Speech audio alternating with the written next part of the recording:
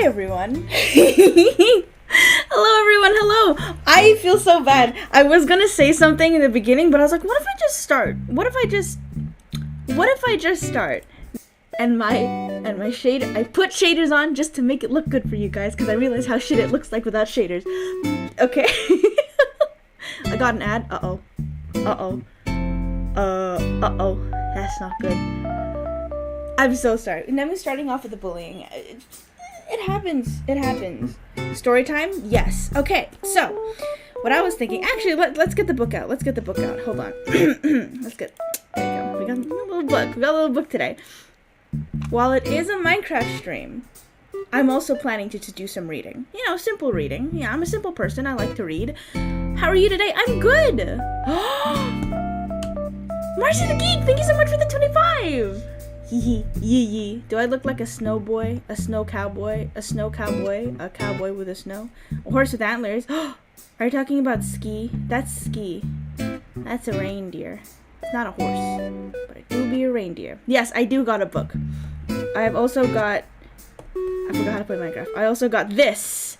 So, what I'm thinking, I want to read the B movie script. But because of legalities, I am very concerned. So what I'm thinking is hello heaven.sci.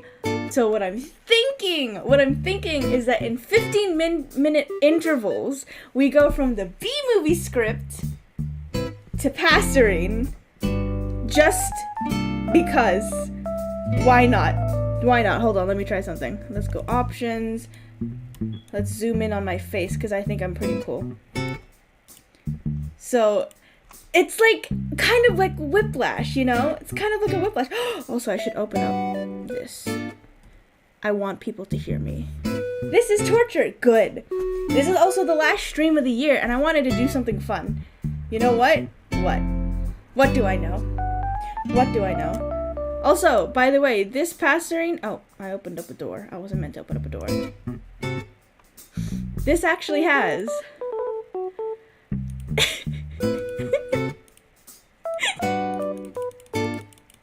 This is actually...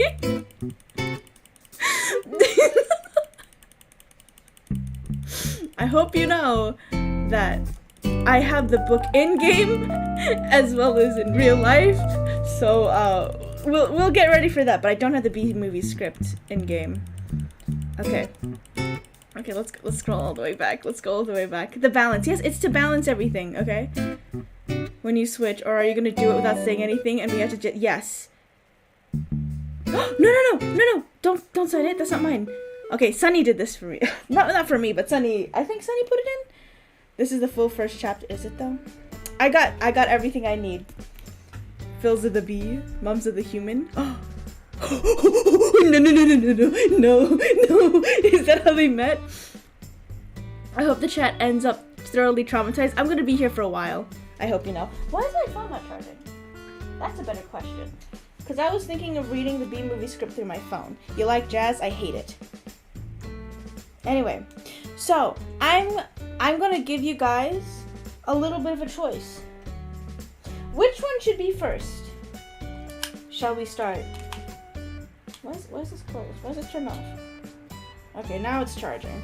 Shall we start? No B movie AU. Hey Death, you like jazz? Death jazz should be an option. Death jazz should be a thing. So, what should it be first? Should it be Cringy Pain first? Oh wait, so B movie or Passerine first? Which one should it be? He must have had a life before. The music's too loud for me. Hold on. I'm so sorry. This is a lot of preparation. I know. I'm a little crazy right now, but that's okay. Melt, my pretty. No. You don't want me to melt, do you? He must have had a life before this. A mother, a father, a home, maybe sisters or brothers, but it had been so long, too long, and now all he knew was this bloody game. Okay, someone runs an ad. Fail. Thank you. Okay, I'm gonna have to run an ad the moment I start. You guys are crazy. Fail. I'm so sorry. Fail. You're evil. You're evil. Thank you for the gifted sub. Anyway, let's start this. Let me move my mic closer to my mouth. My beautiful mouth. I have a beautiful mouth, by the way. His hands knew no other shape than fists curled tightly around a sword, swinging eternally, finding its mark through skin and bone. I'm rich because I said, sure. They all tried to run, of course. They built walls and cowered in corners, but he always found them. Sometimes they begged. Sometimes they chose to jump from cliffs rather than face his reckoning. And sometimes they stared back at him with eyes as empty as his own. Eyes like these. Sock, join the game. Hello, Sock. Please don't walk by. It's embarrassing. We love it. We love to see it. Thank you, guys.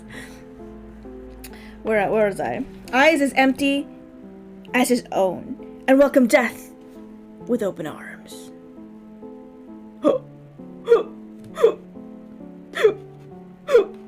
Is that? I heard someone. I hear someone. I can't hear this game properly. I'm gonna continue regardless. Anyway, back to business.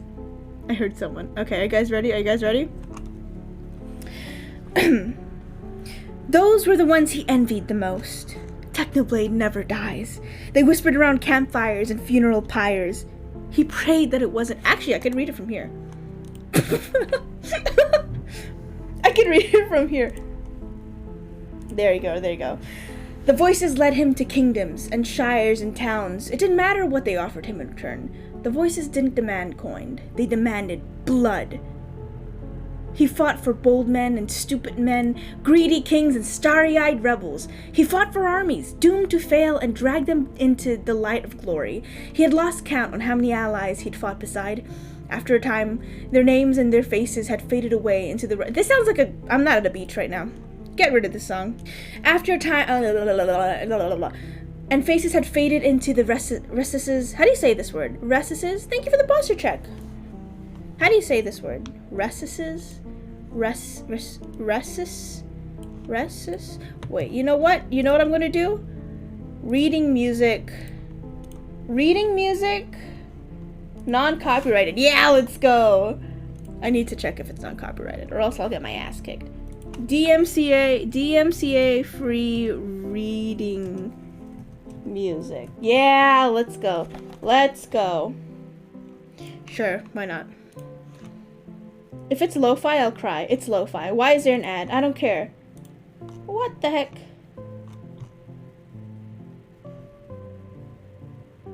I don't want to play Christmas music. I'll go insane. I'll go absolutely wackus bonkers. Oh, there you go. No copyright? This better be right. There you go. Okay. There we go. How does this sound? Does this sound like something?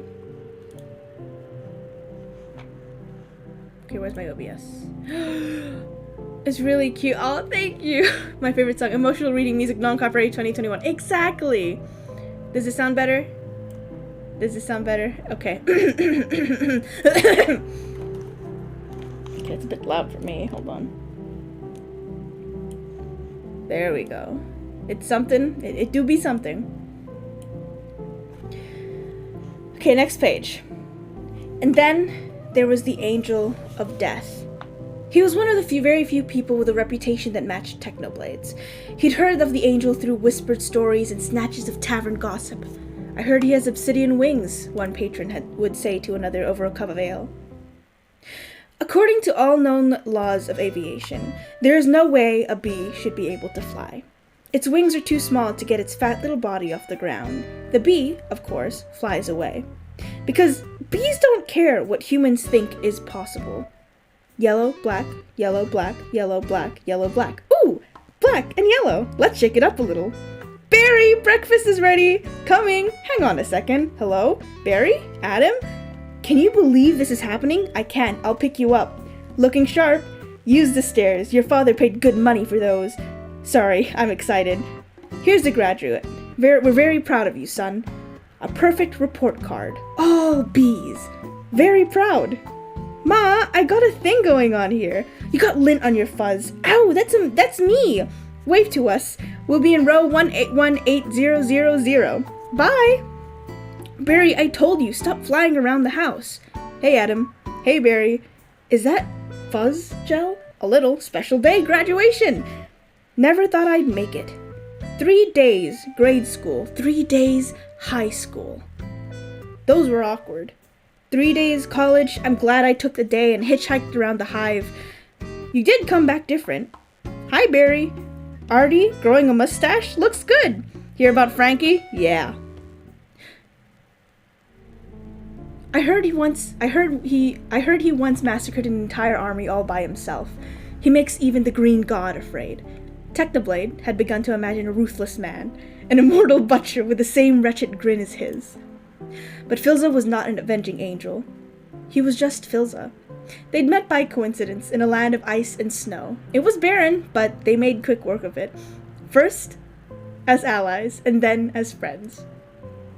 Through it all, I can't. Through it all, Philza had smiled instead of grinned, laughed instead of cackled.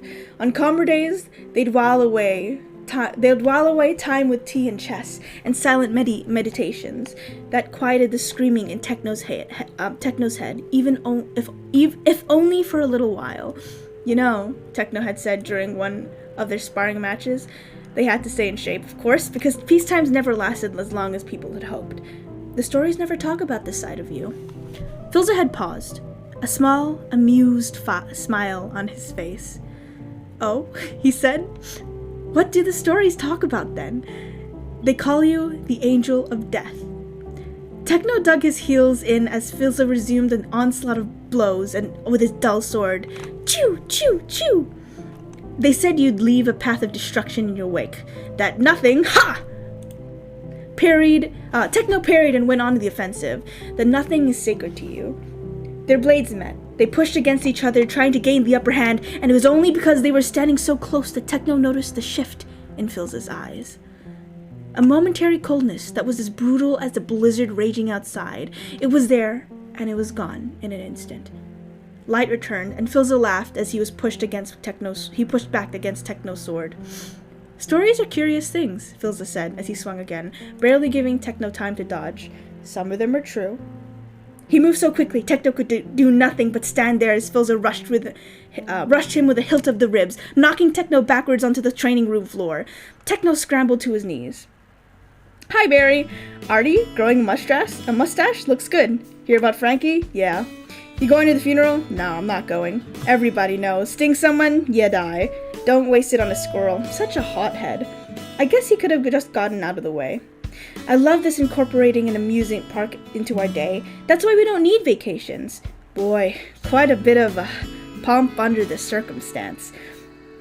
Well, Adam, today we are men. We are. Hallelujah. Students, family, distinguished bees, please welcome Dean Buswell. Welcome to the Hive OET graduating class of 915. That concludes our ceremonies, and begin your career at Honix Industries. Will we pick up our job today? I heard it's just an orientation. Heads up, here we go.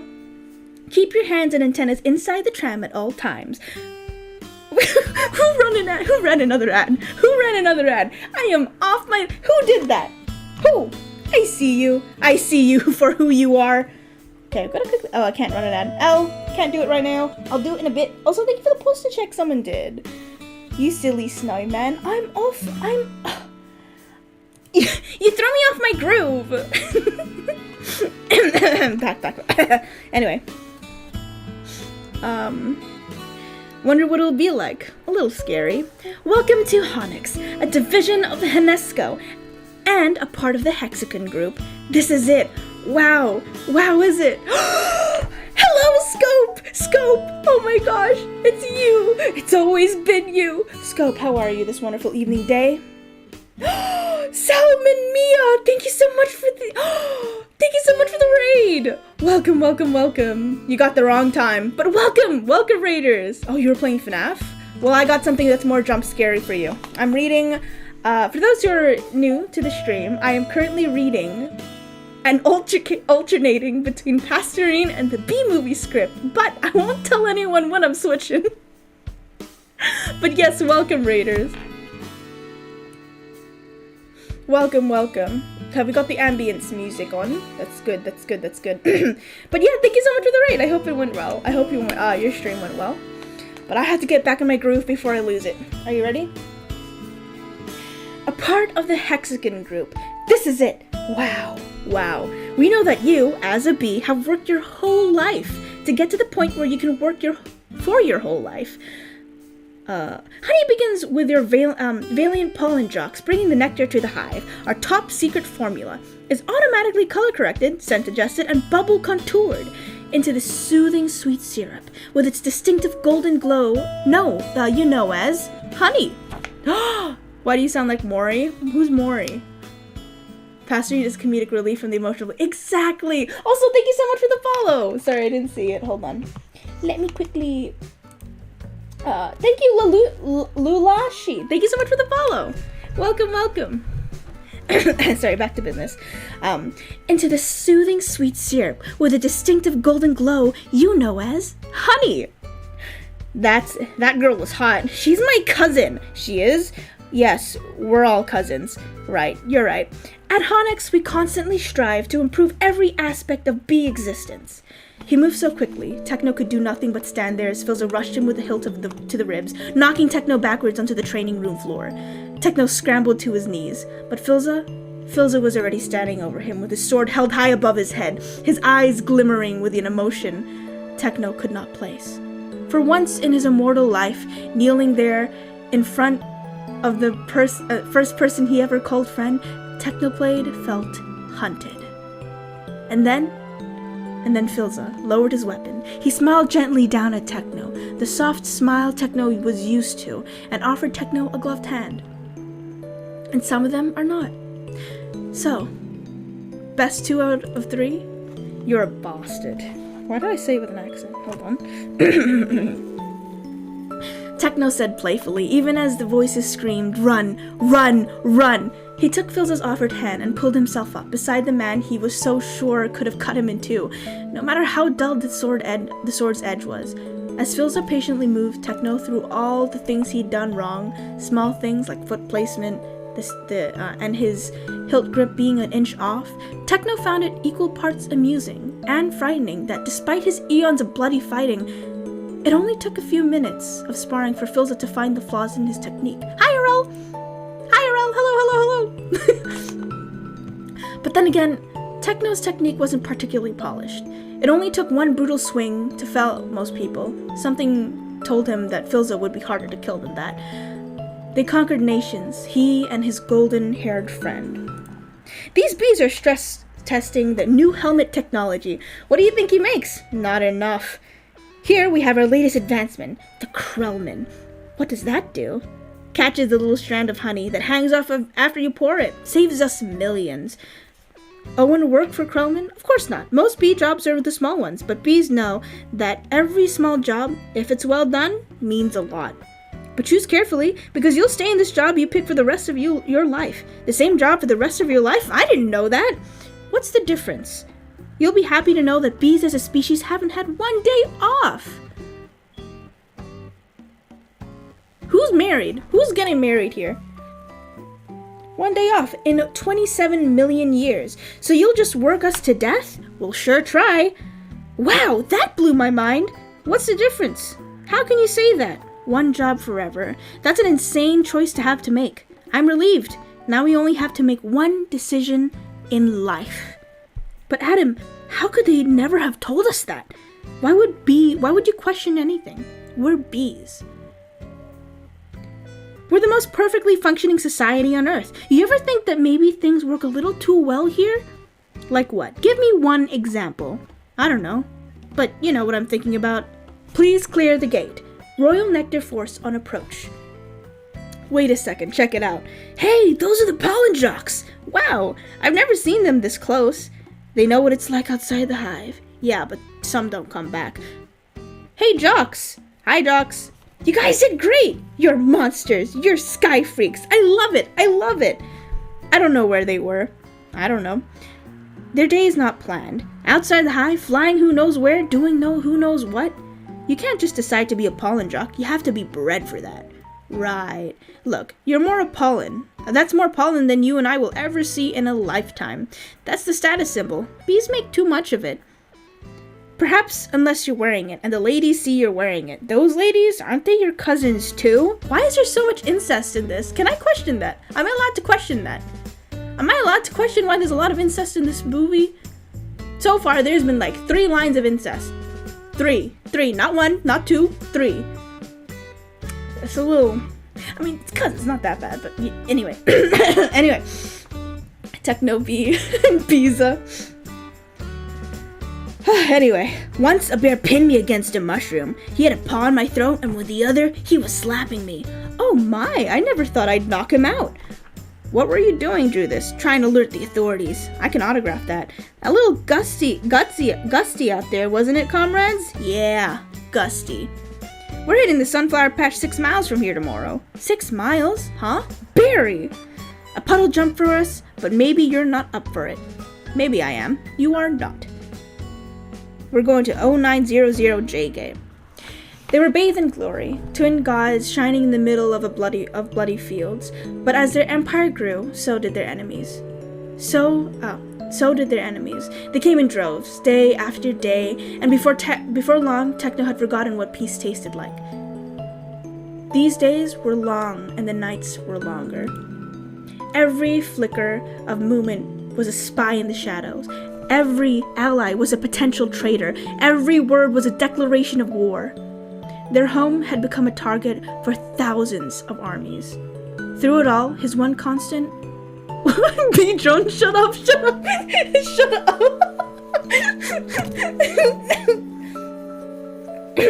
Anyway. What happened to the bear? I did. Anyway. Oh, Glamrock Freddy. No, I'm not gonna... Anyway. Through it all, his one constant was Filza.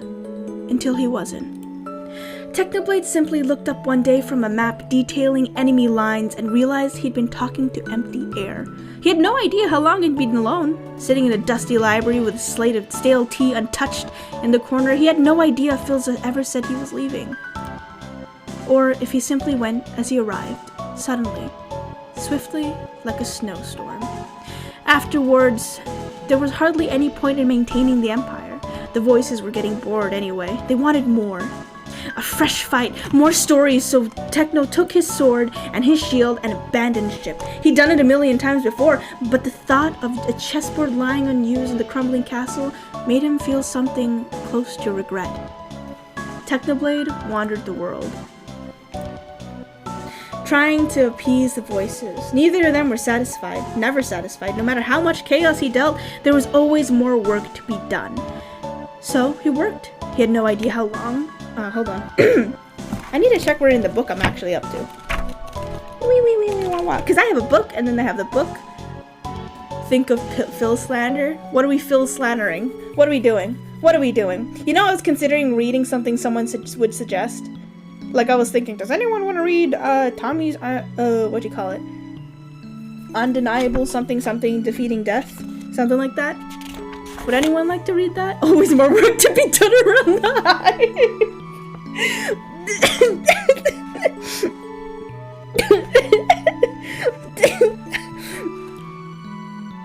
Anyway, this breakup is more dramatic than High School Musical's breakup every 3 times. I don't know what you're talking about. Not that? Why not? Do you guys hate me? You guys just don't want me to read that at all. Anyway, I'll continue reading. He had no idea for how long. All he remembered from that bloody time was a sense of unfulfillment. English. Unfulfillment.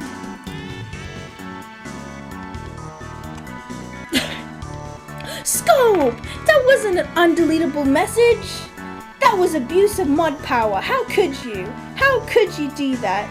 How could you? That's so rude. Unfulfilled. Oh no. We don't talk about it. We don't talk about Bruno. Actually, earlier we were singing We Don't Talk About Bruno on the server. Anyway, aside the point. In the end, he knew it would all be the same. The world would end, and he would remain, always fighting, always alone.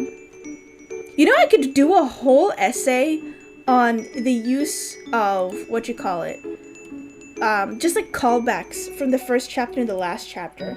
This is amazing. He didn't know what brought him to the kingdom in the first place. Did he really have to see it for himself?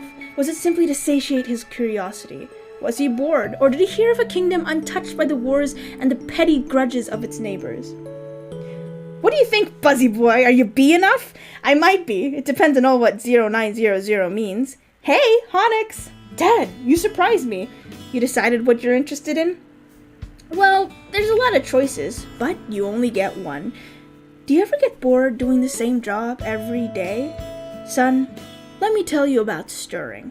You grab that stick, and you just move it around, and you stir it around. You get yourself into a rhythm, and that's a beautiful thing. I'm here to be recognized for future people who watch this. Hello. Oh, Rasway, thank you so much for the follow. Welcome, welcome. Can I ban her out? No. No. You know, Dad, the more I think about it, maybe the honey field isn't just right for me. You were thinking of what? Making balloon animals? That's a bad job for a guy with a stinger. Janet, your son's not sure he wants to go into honey. Barry, you're so funny sometimes. I'm not trying to be funny. You're not funny. You're going into honey. Our son, the stirrer. Savback, thank you so much for the follow. Have fun eating. Wait till you see the sticks I have. Well, wait, that sounds kind of... Sticks? We sharing sticks? Are we sharing sticks? You're tall? I am, though. Eat well, Aurel. I hope you have honey in there. I hope there's some honey in there, so it's premium made by bees. Isn't it bee spit? Is honey bee spit? I need to know this right now. I need to know this. Is honey bee spit? It'll satiate my curiosity. I need to know. And thank you for the hydrate. Bee vomit. Is that why you're exterminating the bees on Halls SMP? I'll have you know that the bees actually lagged the server so bad, so we had to exterminate half of them. It's kind of funny. Bees. Oh, Sunbird. Oh, Sunbird, why would you say that? I know. I have to get rid of you. We have to go back. No, you can't be here anymore. You can't be here anymore. I said bee. Honey isn't directly bee spit, but bees have enzymes in their body that combine with the nectar. So it's bee spit. It's stomach acid. So it's no, kind of. The bees are in front of to God. Halloween SMP. Sunbird, shut up. Sunbird, shut up. I'm so proud. We're starting work today. Today's the day. Come on, all the good jobs will be gone. Yeah, right. Pollen, counting, stunt bee, pouring, stirring, front desk, hair removal. Is it still available? Hang on, 2 left. One of them's yours. Congratulations. Step to the side. What you get? Pick and crud out. Stellar. Wow. Couple of newbies? Yes, sir. Our first day. We are ready. Make your choice. You want to go first? No, you go. Oh my, what's available? Restroom attendants open. Not for the reason you think. Any chance of getting the Krellman? Sure, you're on. I'm sorry, the Krellman just closed. Wax monkeys always open. The Krellman open again. What happened? A bee died. Makes an opening, see? He's dead. Another dead one. Deadly. Deady. Deadified. 2 more dead. Dead from the neck up. Dead from the neck down. That's life. Oh, this is so hard. Heating, cooling, stunt bee, pourer, stirrer, humming, inspector, number 7, lint coordinator, stripe supervisor, mite wrangler, Barry. What do you think, Barry? Barry? All right, we've got Sunflower Patch and Quadrant 9. What happened to you? Where are you? I'm going out. Out? Out where? Out there. Oh no. This is the part in the movie where Barry sees the bee jocks and just goes out for it. He didn't know what brought him to the kingdom in the first place. Did he really have to see it for himself? Was it simply to satiate his curiosity? Was he bored, or did he hear of a kingdom untouched by wars and the petty grudges of its neighbors, keeping its peace and neutrality for a century, and take it as a challenge? Whatever it was, Technoblade stood under the shadow of a gilded castle, watching its flags flutter lazily into the summer breeze. He felt a flicker of a once familiar emotion stir in his heart. There was something about the cobblestone walls and towers rising towards the sky that reminded him of a different palace, somewhere cold, far away. By the way, was that a reference to the Arctic Kingdom, or was it a reference to the cobblestone towers that Tommy would make on the Dream SMP? I don't need an immediate answer, but that's what's been in my mind. It's been in my brain. Why would you drink expired yogurt? Couldn't you smell it? Isn't yogurt already expired? Isn't yogurt something that you just bacteriize? I don't know if that's a word. Probably not. Anyway. Hello, stranger, one of the guards at the gates called out. You sightseeing? Technoblade paused at the man's cheerful tone. Most of the guards had caught sight of Techno's sword and blood-red cape. Most of the guards that caught sight of Techno's sword and blood-red cape were quick to draw their weapons, but aside from the spears that seemed more decorative than threatening, the guards at the gates didn't seem to be on guard at all. Hubris, the voices said. This is a kingdom of hubris. Hi, Sunny. Hi, Sunny. It smelled fine. I didn't think it was expired. Did you check the expiry date? Because that does happen too. You gotta. Thank you, Nemu. Thank you for scope. Wee, wee, wee, wee. Perhaps. Techno drawled, indulging the guard, although I suppose I'm more curious about the inside rather than the outside. Why didn't you just say so? Should I give them a... Why didn't you just say so? The guard beckoned. Techno forwards. The castle is always open for tourists. Just come right in. That's how Techno found himself leisurely walking down the halls of a castle that, under normal circumstances, he would have been storming, blades drawn. The guards did draw the line at his weaponry and made him discard his swords at the door, as if Technoblade had need more than his hands, and sometimes not even those, to wreak havoc. The castle's laxness and security was disproportional to the opulence within. Lush carpet softened Techno's footsteps, elegant tapestries decorated the walls, flowers bloomed from vases as tall as him. Sunny, have you joined a little book reading today? Nod if you think so. Who's that? Oh, was that? Sorry, I'm late. It's all good. I'm learning to read really good. I'm learning to read well. Paintings of solemn landscapes, of wild animals rosing the cultivated gardens, of a dark-haired boy astride a white horse, a hint of a smile in the corner of his mouth, and the king. Another call coming in. If anyone's feeling brave, there's a Korean deli on 83rd, and that gets the roses ready today. Hey guys, look at that. Isn't that the kid we saw yesterday? Hold it, son. Flight deck's restricted. It's okay, Lou. We're gonna take him up. Really? Feeling lucky? Are ya? Sign here. Yeah, just initial that. Thank you. Okay. You got a rain advisory today, and as you all know, bees cannot fly in the rain. So be careful and always watch your brooms. Brooms, honey sticks, dogs, birds, bears, bats. And also, I got a few reports of root beer being poured on us. Murphy's in home because of it, babbling like a cicada. That's awful. And a reminder for you rookies, bee law number 1. Absolutely no talking to humans.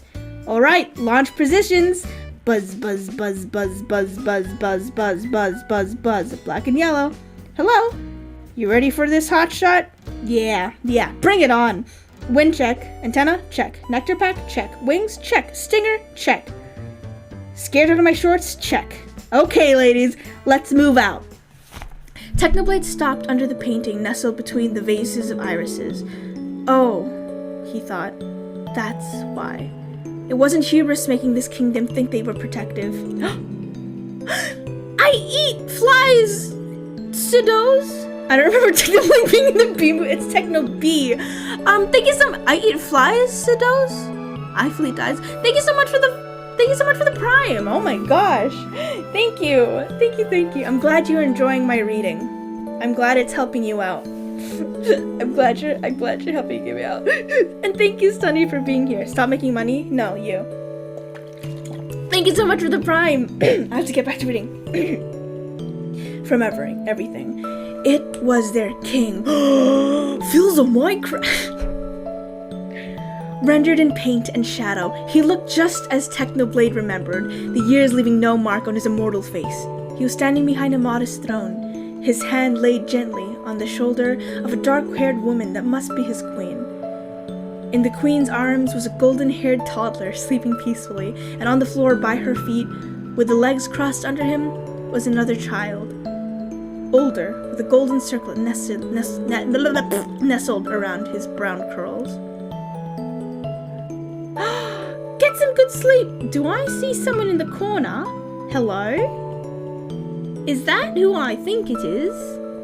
Wait, I don't want to lose this page. Okay, page 39. I shall say hello to everyone. Is that Hippity Hippity from Hippity Hippity? Hello! Yes, would you like to join the book club? We've got a little bit of a book club happening. Oh, why'd I do that? Wow, my shaders are going crazy. Would you like to join the book club, Hippity? Are you waving? I'm headbanging right now. Yes, we do eat books, actually. They taste very nice. Hello, Techyo. Hello. Okay. Okay, I'm going to go back to reading. I have to go all the way to page 39. I can't lose this side. But yes, join us as we go through our little book club.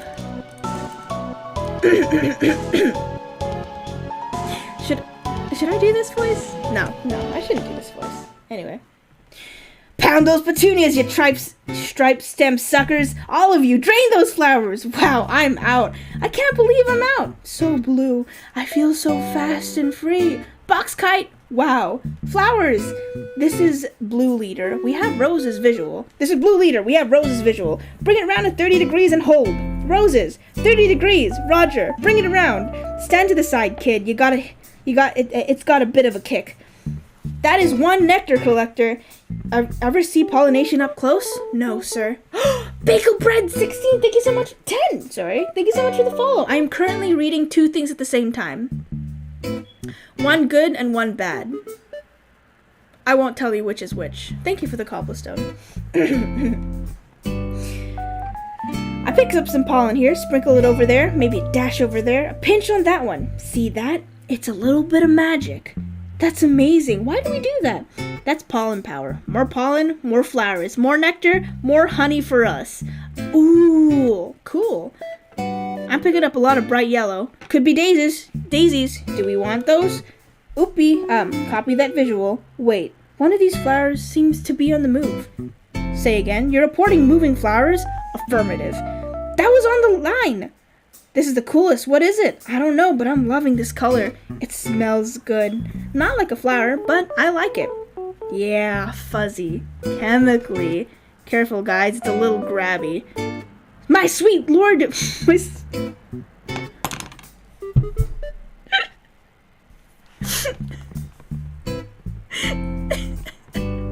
Where's Rob? Oh no. Oh no. I'm currently reading things, Rob. Would you like to join us? Sure you can. I'm currently reading the B-movie script. Would you like to join us?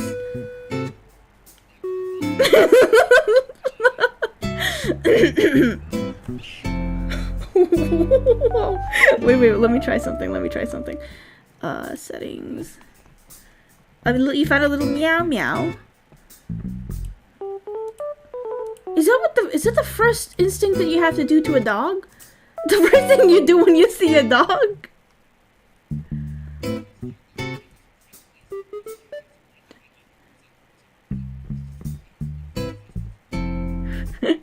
Kill him. Anyway, actually. Settings. Whoa, shit. Anyway, I'm gonna continue reading. Are you ready?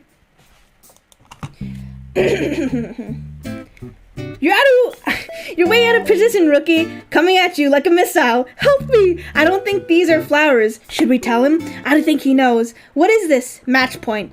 You can start packing up, honey. Oh, because we're about to go eat. Yowzer, gross. There's a bee in the car. Do something. I'm driving. He's going to sting me. Nobody move. If you don't move, he won't sting you. Freeze. He blinked. Spray him. Granny, what are you doing? Wow, the tension level out here is unbelievable. I gotta get home. Can't fly in the rain, can't fly in the rain, can't fly in the rain. Mayday, mayday, bee going down. Ken, could you please close the window, please? Ken, could you please close the window, please? Oh, hi, Venus. Hello, hello. Window, please. Check out my new resume. I made it to the fold-out brochure. You see? Folds out. Oh, no. More humans. I don't need this. What was that? Wait, I just realized. Who got blown up? Excuse me. Who got absolutely destroyed? What the heck? Rob is cannon. Rob is cannon on these nuts. Yes. What are you? Who's that? Who's doing a little bit of a giggle? What are you doing? What are you laughing at? What? Did you kill Hippity? Rob and Pilly aren't canon? Why? Shut up! I'm reading! Anyway. Drapes! This is diabolical! It's fantastic! Fantastic! It's got all my special skills, even my top 10 favorite movies. What's number 1? Star Wars? Ha! I don't go for that kind of stuff. No wonder we shouldn't talk about them. They're out of their minds. When I leave my job interview, they're flabbergasted. Can't believe what I say. There's the sun. Maybe it's a way out. I don't remember the sun having a big 75 on it. A child's shrill voice rang down the hall. Technoblade's hand itched instinctively towards the sword as he turned from the painting and found himself facing the very same boy from the painting. The prince. He was a tall, lean thing, his face still holding the faint traces of boyhood. He couldn't have been more than 14. In the painting, he'd been grinning, forever immortalized in delight. But here, he was staring, his eyes dark, unnaturally focused, as if Techno was particularly interesting in a particularly interesting book he had was quietly picking apart in his head. Techno had seen that the expression many times in the faces of wizened generals looking over battlefield arrangements. Hello, the prince said cautiously. Techno found himself raising his hand in a small wave. Hello. Will you wait for me? The first voice called again, closer this time, and heralding the appearance of another child around the bend of the hallway. By his lavish attire and the small army of servants following fretfully behind him, this could only be the younger prince. Barely more than a babe in the painting, but now a rather loud 6-year-old. The younger prince marched purposely towards his older brother, Wilby, clung decidedly to his side as they both stared up at Techno. And who are you? The small prince said, who detonated a bomb in the library? Sure. Yeah, sure. If I die? Hello, Mel's Maya. Hello, we're reading. You know, it's a little slibby whippy. Anyway. The small prince said, in what he must have intended to be a threatening tone, but he sounded only like he really was.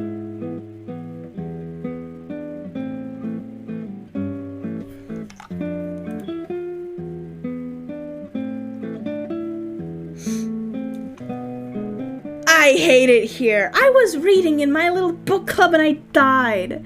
You know what? War? War, are you there to protect me? By the way, War is a new friend of mine. What's happening today? We're reading. Well, we were supposed to be reading, but someone decided to kill me because I was doing something. Today, I was going to be reading. I hate this. I was doing my little reading, and we were in the middle. What's that? Oh, it's another kangaroo. Canon, you're canon. I can't believe I died while reading Passerine and the B-movie script simultaneously. Okay, look, with shaders, I'm very laggy because, reasons. Look, accidents happen, just like, oh yeah, big accident. Passerine Tommy? Well, Passerine Tommy died because of the explosion in the book. Don't worry, nothing about the explosion in the book. But anyway, where am I again? Now I'm lost. Spoilers? No. I don't know what you're talking about. Sure he didn't. I forgot which way the library was. I'm very slow because I hate, shaders, but I wanted to make it look pretty. Hello, Hippity.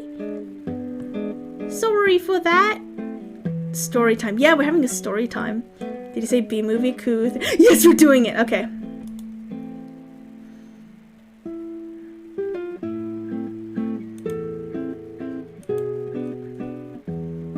Where's my body?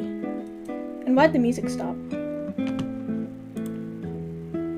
Okay, music's back. Where's my body? Where's my dead body? Oh, why am I down here all of a sudden? Oh, that's my dead body. What happened? I just got back from something. What happened? Okay, so I was reading and I was being all ambient and everything, and someone decided to kill me, and I'm like, yo, okay. You know what? I'm going to continuously be in this position instead of having to read the open book so people can chill out in the background. Does it make sense? When you're canonically rich but in real life poor. Canonically, I am nothing. I am nothing but the snow that blows in the wind. Anyway, actually, let me get my hat on. That's the most important bit. I can't be Cookie without my hat. I'm not Cookie without the hat. Okay, and then we'll replace that with a book.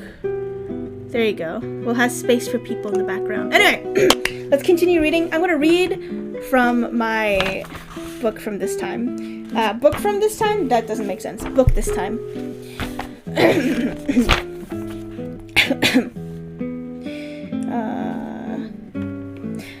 Okay. The younger prince marched purposely towards his older brother, Wilby, and clung decidedly to his side as they both stared up at Techno.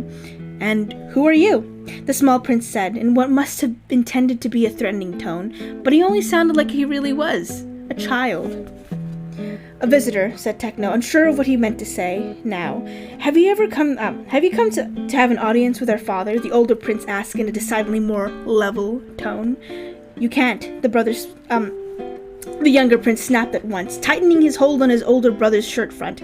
Dad promised that our day was... Oh, fuck, I can't do an accent.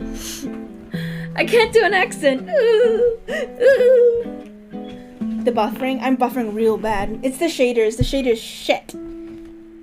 What, Rob? No. Anyway.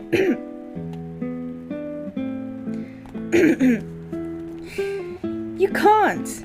Dad promised today was our day with him. You can't just leave now. Thank you. You can just leave now. Thank you. Tommy, calm yourself. Tommy, calm yourself. Rob and Pilly aren't canon until I get Sunny Lore in my DMs, Lamau. Oh, Sunny. Soon these not. Hippity. Okay, what's a better shot? Oh, we disappear. That's a better shot. I think you can put the couch next to us, so you're more in the shot if you want. You can move the couches around. Anyway, bye, Metanu. It's funnier. Wait, hold on. There we go. I know what father said, Tommy. The elder prince, Wilbur, not Wilby. God knows what Techno would have said and done if the man had truly named his son Wilby. Was still staring at Techno like a vulture, waiting for a dying animal to drop. So, visitor, what's your business here? I have no business, Technoblade said. I am visiting, sightseeing. I'm a traveler. First you're a visitor, now you're a traveler. A smile tugged at the prince's lips. This exchange would be much easier if we knew your name. Technoblade glanced at the servants lining the hall, behind the princes. Princessa. Behind the princes, clearly in earshot, but dutifully maintaining the illusion of privacy. But if he knew their father at all, he'd know that most of those standing guard around his sons would be lethal killers. He just hadn't anticipated the arrival of a god. What would they do if they heard his name? Would any of them recognize it? Would they know what it meant to have him stand before their young princes? How long would they last against him? I predicted global warming. I could feel it getting hotter. At first, I thought it was just me. Wait, stop, bee! Stand back. These are winter buttes. Wait, don't kill him. You know I'm allergic to them. This thing can kill me. Why does his life have less value than yours? Why does his life have any less value than mine? Is this your statement? Is that your statement? I'm just saying, all life has value. You don't know what he's capable of feeling. My brochure. There you go, little guy. I'm not scared of him. It's an allergic thing. Put that on your resume brochure. My whole face could puff up. Make it one of your special skills. Knocking someone out is also a special skill. Right. Bye. Bye, Vanessa. Thanks. Vanessa, next week, yogurt night? Sure, Ken. You know, whatever. You can put carrot chips on there. Bye. You're supposed to put less calories. Bye. I gotta say something. I gotta say something. She saved my life. Alright. Here goes. Nah, what would I say? I could really get in trouble. It's a bee law. You're not supposed to talk to a human. I can't believe I'm doing this. I've got to. Oh, I can't do it. Come on. No, yes, no, do it. I can't. How should I start? You like jazz? No, that's not good. Oh, here she comes. Speak, you fool. Hi. I'm sorry. You're talking. Yes, I know. You're talking. Oh, I'm so sorry. No, it's okay. It's fine. I know I'm dreaming, but I don't recall going to bed. Well, I'm sure this is very disconcerting. This is a bit of surprise to me. I mean, you're a bee. I am, but I'm not supposed to be doing this. But they were all trying to kill me, and if it wasn't for you, I had to thank you. It's just how I was raised. That's a little weird. I'm talking with a bee. Yeah, I'm talking with a bee. And the bee is talking to me. I just want to say I'm grateful. I'll leave now. Wait, how did you learn that? What? The talking thing.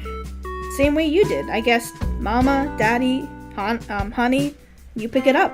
That's very funny. Yeah, bees are funny. If we didn't laugh, we'd cry. Well, with what we have to deal with.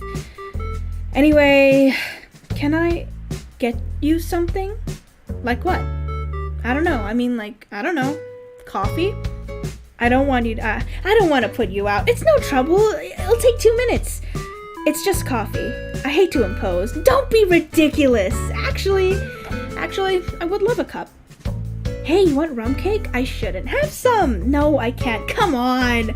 I'm trying to lose a couple of micrograms. Where? These stripes don't help. You look great. I don't know if you know anything about fashion. Are you all right? No. He's making the tie in the cab as they're flying to Madison. He finally gets there. He runs up the steps of the church. The wedding is on. And he says, watermelon? I thought you said guatemon. Why would I marry a watermelon? Is this a bee joke? That's kind of the stuff we do. Yeah, different. So, what are you gonna do, Barry? About work? I don't know. I want to do my part for the hive, but I can't just do it the way they want. I know how you feel. You do? Sure. My parents wanted me to be a lawyer or a doctor, but I wanted to be a florist. I have no business, Technoblade said. I'm visiting. Sightseeing. I'm a traveler. Shut up, ad! I don't care! Why is there an ad right now? Get out of here! How rude! I'm reading. I'm in the middle of reading. Anyway.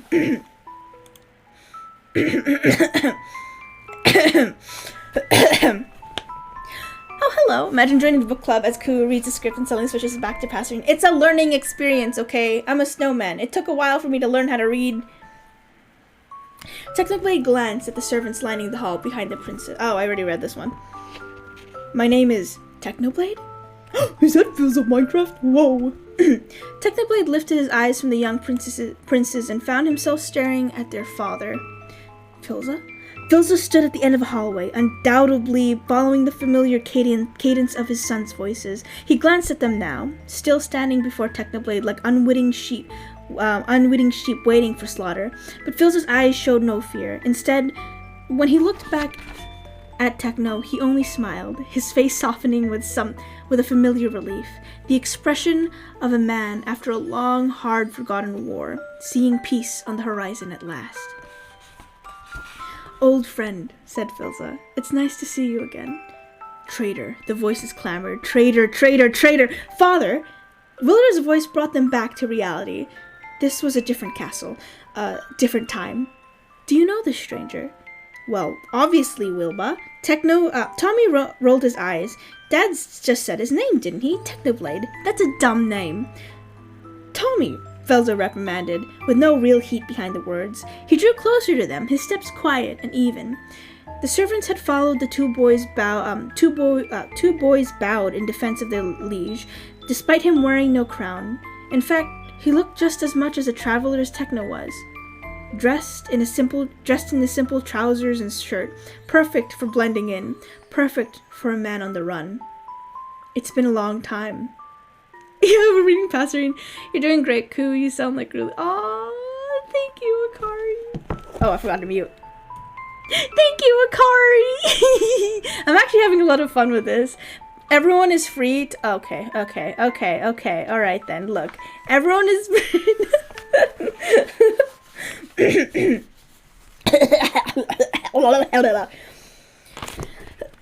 Ayo! It's been a long time, Filza said when he reached them, putting a gentle hand on top of Tommy's blonde head. The boy arched towards the touch like a sunflower reaching towards the sun. Technoblade didn't know if the move was calculated or just a simple act of affection. Or, knowing Filza, both. How have you been? How have I been? Techno repeated numbly, feeling a familiar creep into his bones. Actually, Filza interrupted, before kneeling to look at his boys in the eyes. Wilbur, take your brother out for the garden a bit, yeah? Wilbur pouted, for once looking like a boy his age. But you said, no way, I know that area. I lost a toe ring there once. Why do girls put rings on their toes? Why not? It's like putting a hat on your knee. Maybe I'll try that. You alright, man? Yeah, I'm fine. Just having 2 cups of coffee. Anyway, this has been great. Thanks for the coffee. Yeah, it's no trouble. Sorry if I couldn't finish it. If I did, I'd be up for the rest of my life. And you? Can I take a piece of this with me? Sure, have a crumb. Thanks. Yeah. Alright, well then, I guess I'll see you around. Or not. Okay, Barry. And thank you so much. Thank you so much for before. What's happening? Good question. Back to the script. Oh, that was nothing. Well, not nothing, but anyway. This can't possibly work. He's all set to go. We might as well try it. Okay, Dave, pull the chute. Sounds amazing. It was amazing. It was the scariest, happiest moment of my life. Humans! I can't believe it. You were with humans. Giant, scary humans. What were they like? Huge and crazy. They talk crazy. Do they try and kill you like on TV? Some of them don't. You did it, and I'm glad. You saw whatever you wanted to see. You had your quote-unquote experience. Now you can pick your job to be normal. Well, I met someone. You did? Was she bee-ish? A wasp? Your parents would kill you. No. Not a wasp. Spider? I'm not attracted to spiders. I know it's the hottest thing with 8 legs. What the fuck did I just read? Sorry. They're into spiders? I mean... Sorry. Back to reading. Anyway. I can't get by that face. So, who is she? She's... human. No. That's a bee law. You wouldn't break a bee law. Her name's Vanessa. Oh boy, she's so nice. And she's a florist. Oh no, you're dating a human florist. We're not dating. You're flying outside the hive, talking to humans that attack our homes with power washers and M80s, 1/8 of a stick of dynamite. She saved my life, and she understands me. This is over. Eat this. This is not over. What was that? They call it a crumb. It was so stinging stripy. And that's not what they eat. That's what falls off what they eat. You know what a Cinnabon is? No. It's a bread and cinnamon and frosting. They heat it up. Sit down. Really hot. Listen to me. We are not them. We are us. There's us and then there's them.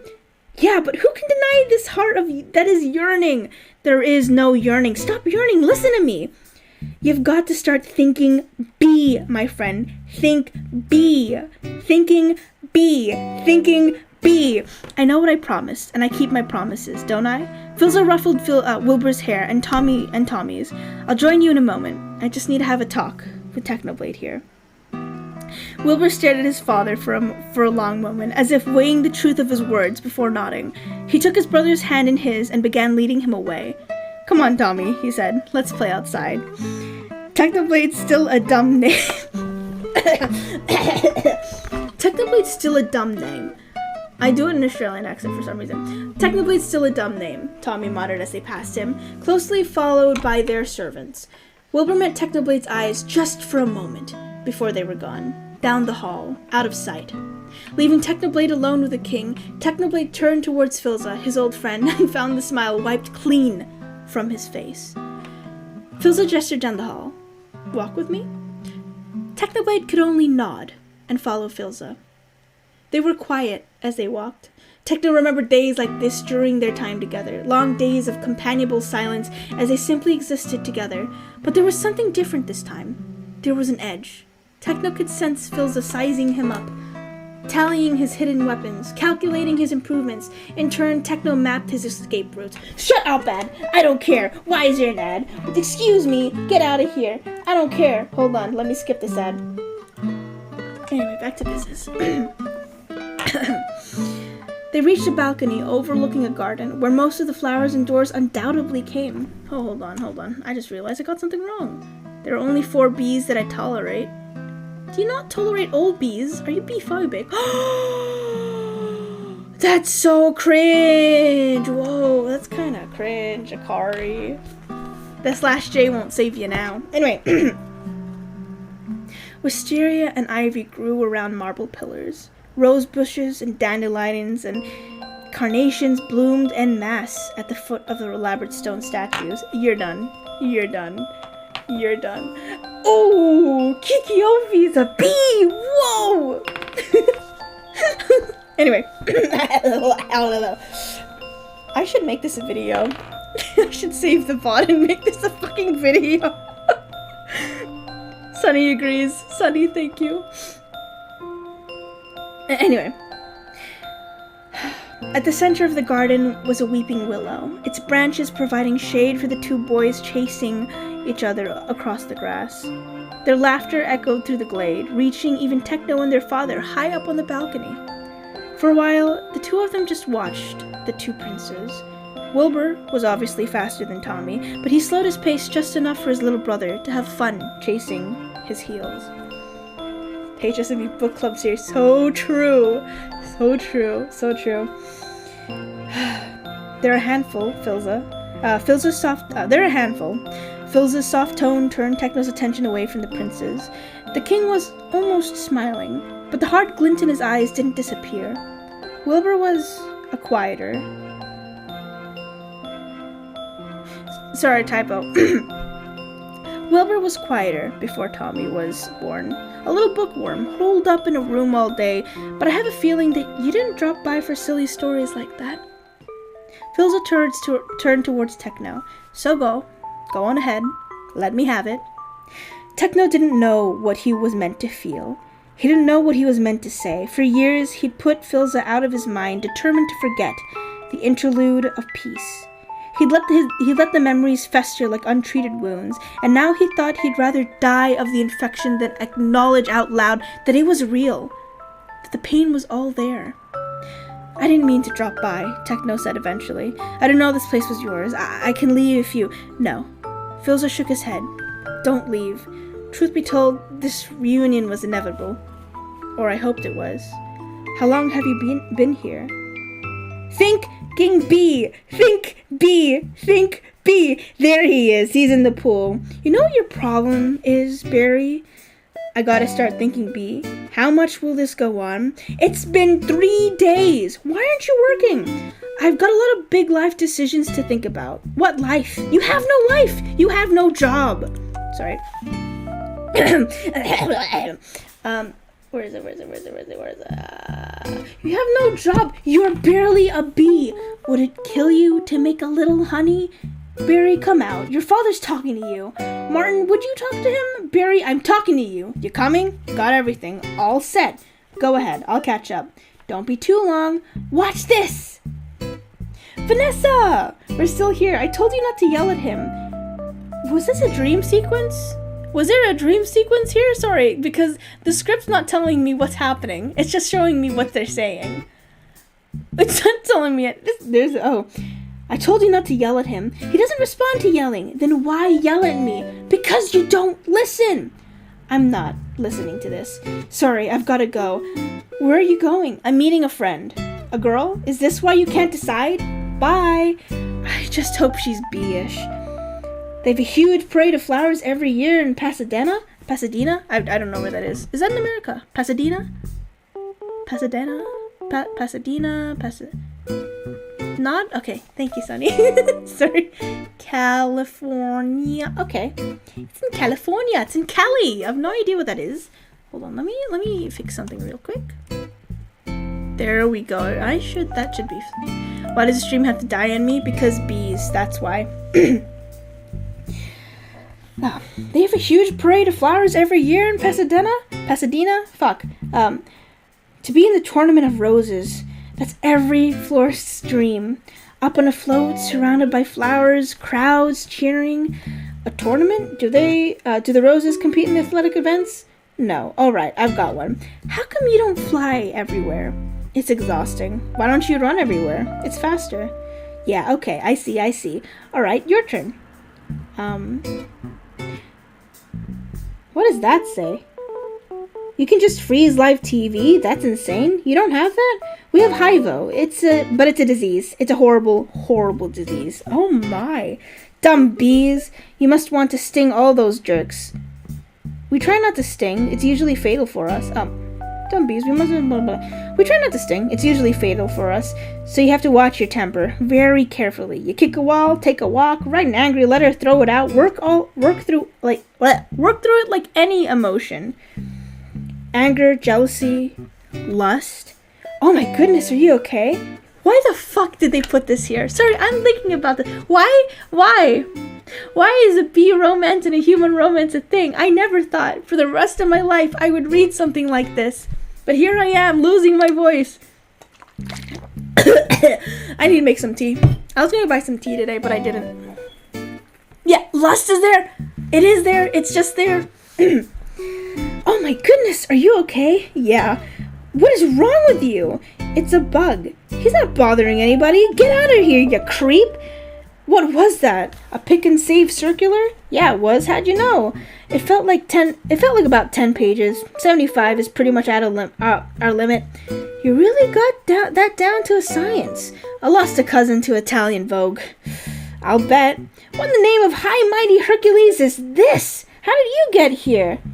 Cute bee, gold blossom, Ray Levita, private select. Is he that actor? I never heard of him. Why is he here? Why is this here? For people, we eat it. You don't have enough food of your own? Well, yes. How do you get it? Bees make it. I know who makes it. And it's hard to make. There's heating, cooling, stirring. You need a whole Krellman thing. It's organic. It's organic. Oh, thank you for the hydrate. Did you know the creator of the Bee movie said it was fucked up? He said it himself. Because straight people? Okay, look, I wouldn't say that only straight people would come up with an interspecies relationship. Because that's fully wrong. That is wrong. There's anyway, I'm not going to go into that. Thank you for the hydrate, by the way, and thank you so much for the follow. Hold on, let me read your name. Actually, let's go back here. There you go. Thank you, Besky DD, as well. Bro, let me sleep. Thank you so much for the follow. Hello, I'm Gemini. Back to business. I'm sorry, book club. I got distracted. Anyway. There's heating, cooling, stirring. You need a whole Krellman thing. It's organic. It's just honeyberry. Just what? Bees don't know about this. This is stealing. A lot of stealing. You've taken our homes, schools, hospitals. This is all we have. And it's on sale? I'm getting to the bottom of this. I'm getting to the bottom of all of this. Phil's considered. How long has his kingdom been standing? Phil, I know. People like us aren't meant to stay in one place for too long. Philza sighed and turned back towards the horizon. He leaned his arms against the wrought iron railings and looked out to the land beyond, the slope of the distant mountains, the kingdom that stretched on and on, unaware that their immortal king was all that stood between them and destruction. This is like Wilbur and Sally, but Sally is a bee. Sorry.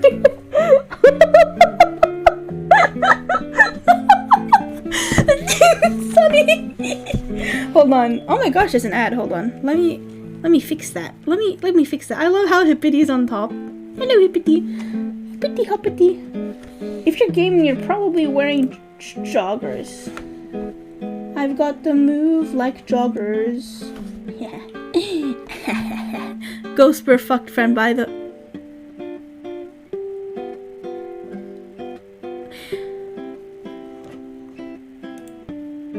Anyway, so I'm ending stream. Okay, fine. I'm ignoring that. I refuse to acknowledge that. I'm closing my eyes. Who said that? Anyway.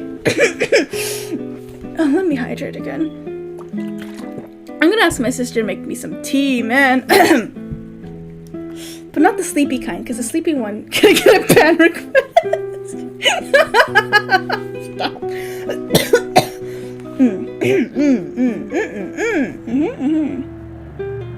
Why is my stream so laggy? Oh, never mind, I know what it is. You think bees are bad? They are worse things. Anyway. Farts. I found a small town while I was traveling. Made it something more. I told myself... Where was it? I told myself I would leave after a year, and then it became 2 years, 3 years, a decade.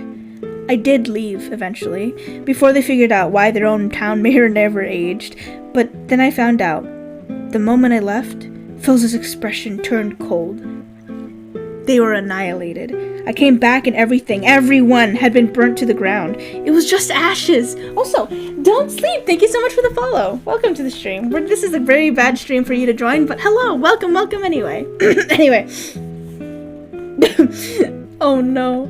Wait, I didn't even tell Twitter I was doing this. Should I tell Twitter that I'm doing this? Nah, they'll never have to know. They'll never. Why am I nodding? Why am I nodding too? I didn't press anything. Wait, do that again, Sonny? What was that? They'll know sometime. That's so cute! I'm nodding alongside with you. Oh, that's adorable. Twitter doesn't need to know. They don't have to know. No one needs to know. Okay, gosh. Anyway. Where was I? They were annihilated. That's a good way to go back to it. They were annihilated. I came back and everyone had been burnt to the ground. It was just ashes. Everything I built, they were survivors, of course, but they blamed their leader for leaving. Of course, as they should. So I stayed. I built it up back again. From a small, decimated town to what you see today. As far as the people know, leadership has been passed on from one king to another who looks vaguely like him. I'm sure the eldest of them have their rumors. But is it really so bad to be known? Technoblade didn't realize, until Fulza turned to look back at him, that he expected an answer to his question. But all Technoblade could say was, "Is this why you left me behind? You've taken our homes, schools, hospitals, this is all we have, and it's on sale? I'm getting to the bottom of this. I'm getting to the bottom of all of this." Hey Hector, you almost done? Almost. He is here. I sense it. Well, I guess I'll go home now and just leave this nice honey out with no one around. You're busted, box boy. I knew I heard something. So you can talk. I can talk. And now you'll start talking. Where are you getting this sweet stuff? Who's your supplier? I don't understand. I thought we were friends. The last thing we want to do is upset bees. You're too late. It's ours now.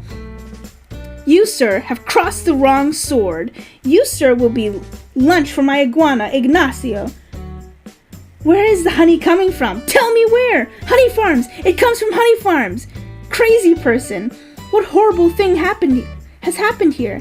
These faces, they never knew what hit them. And now, they're on the road to nowhere. Just keep still. What? You're not dead? Do I look dead?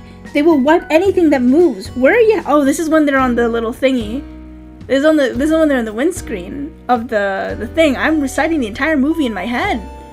This is when they're on the windscreen. What? You're not dead? Do I look dead? They will wipe anything that moves. I'm going to Alaska. Moose blood. Crazy stuff. Blows your head off. I'm going to Tacoma. And you? Oh, he really is dead. Alright. Uh-oh. What is that? Oh no. The wiper. Triple blade. Triple blade? Triple blade? Farts. Anyway.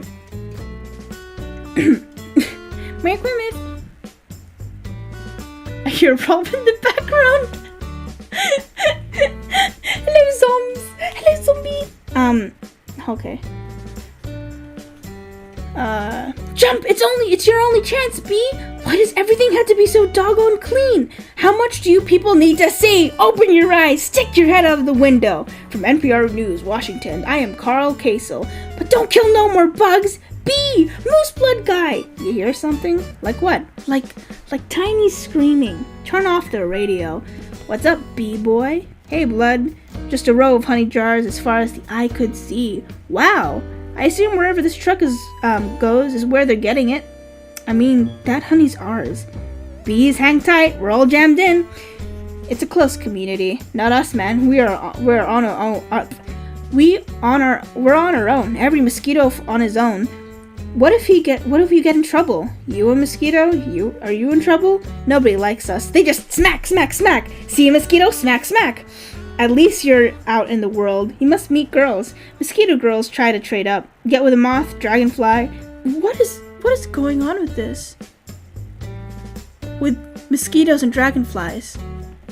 I just had a very terrible image in my brain. I mean, I'm not one to judge, but I thought that was kind of funny. Oh, actually, speaking of mosquitoes, you know the mosquito chick from One Punch Man? You guys know the mosquito chick from One Punch Man, right? No. No, the mosquito chick from One Punch Man.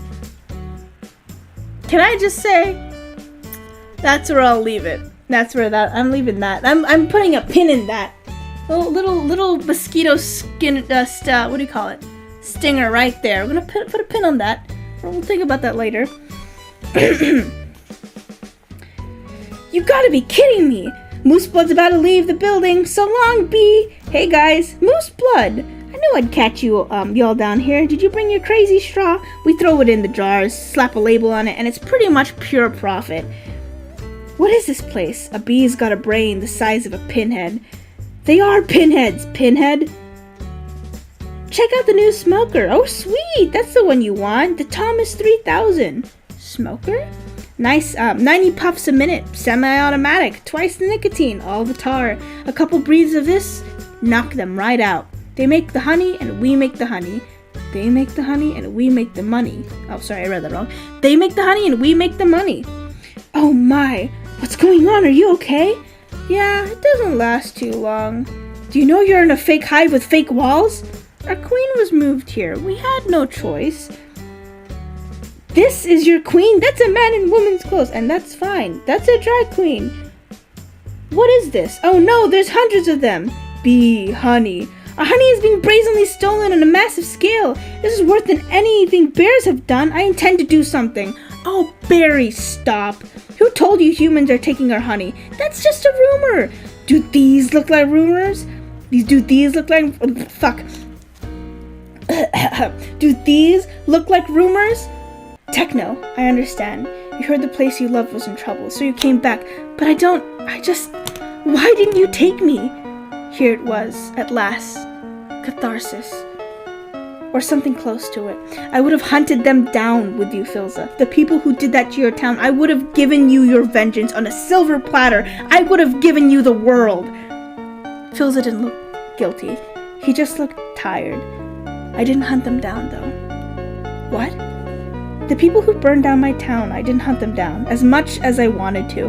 They were long gone by the time I arrived, and at that moment, my people needed a leader, not a hunter. And I didn't bring you because I don't know when to, because I don't know when to be either. They stood there, letting the words settle in the silence that stretched taut and tauter like a rope around Technoblade's neck. Deny it, he wanted to shout. Tell me I'm wrong. Thscus did not. I don't need to hear this from you, Technoblade spat. A well of old hurt and anger, once dried up, began to fill anew. Do your sons even know what you are? Who you are? The angel of death, domesticated. What a farce. Thscus stiffened. You know not of what you speak. I once saw you tear a man apart with your bare hands, and now you're telling me about leadership? About kindness? I said nothing of kindness. If I had completely renounced my ways, my kingdom would not be what it is today. Domesticated dogs still bite. Thscus stepped towards him until they were eye to eye. Despite the accusations Techno hurled at him, despite their bloody history, Techno had never truly seen Thscus angry, but he had a feeling that if he kept running down this road head first, he might find himself knowing the full extent of his old friend's wrath. Thscus' eyes were hard as flint, one spark away from combustion. Technoblade glanced at the garden. Phil followed his gaze until they were both staring at the two boys below, who ceased their playing to wonder at their father and the stranger. They couldn't have heard a thing of what Thscus had Techno said, but Wilbur stood with his head cocked inquisitively to the side, as if he were turning over the words. Let's turn the page, kids. Clear his throat. Dad, Tommy shouted. Are you almost finished? Almost, Thscus called back. I keep burping. A burp reveal, real? I'll be right down, kids. Tommy elbowed Wilbur and said something that made the other boy throw his head back in laughter. Then the two of them took off, back into their games, back to their honeyed childhood. When Technoblade turned to Phil again, the king's expression had turned considerably softer. Techno could live another 1,000 years and still never understand how easily Thscus could hide his fury. I wasn't trying to settle down, Thscus said, quietly now, as if he was imploring a child to stop a tantrum. His eyes were still on his sons below. I was content, for a while, to watch the kingdom grow, but these mortals and their short, fitful lives, they draw you in. Technoblade. They draw you in, Technoblade. I used to think that they were moths drawn to a flame, doomed to catch fire for the most inconsequential things. We've seen their wars, you and I. We fought them. We both know the things they do for each other. Thscus took a hold of the balcony railings as if it was the only thing keeping him from floating away. But over the years, I've also learned of the things they do for each other. Their lives will always be 1 year, 1 week, 1 day short, but it doesn't seem to matter much to them. They live anyway. They love anyway. Forgive an old god for wanting a piece of that for himself. I'm gonna be honest, that's one of my favorite lines. Forgive an old god for wanting a piece of that for himself. It's mwah, chef's kiss. I need to read Song of Achilles.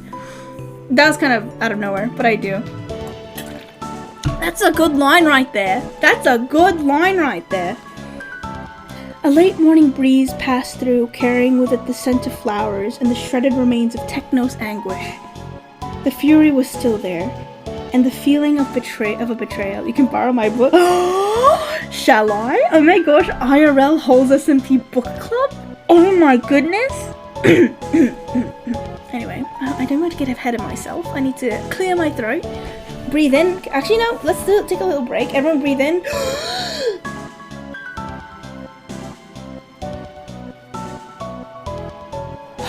And breathe out. There we go. Breathe in. Breathe out. Good stuff, guys. Breathe in.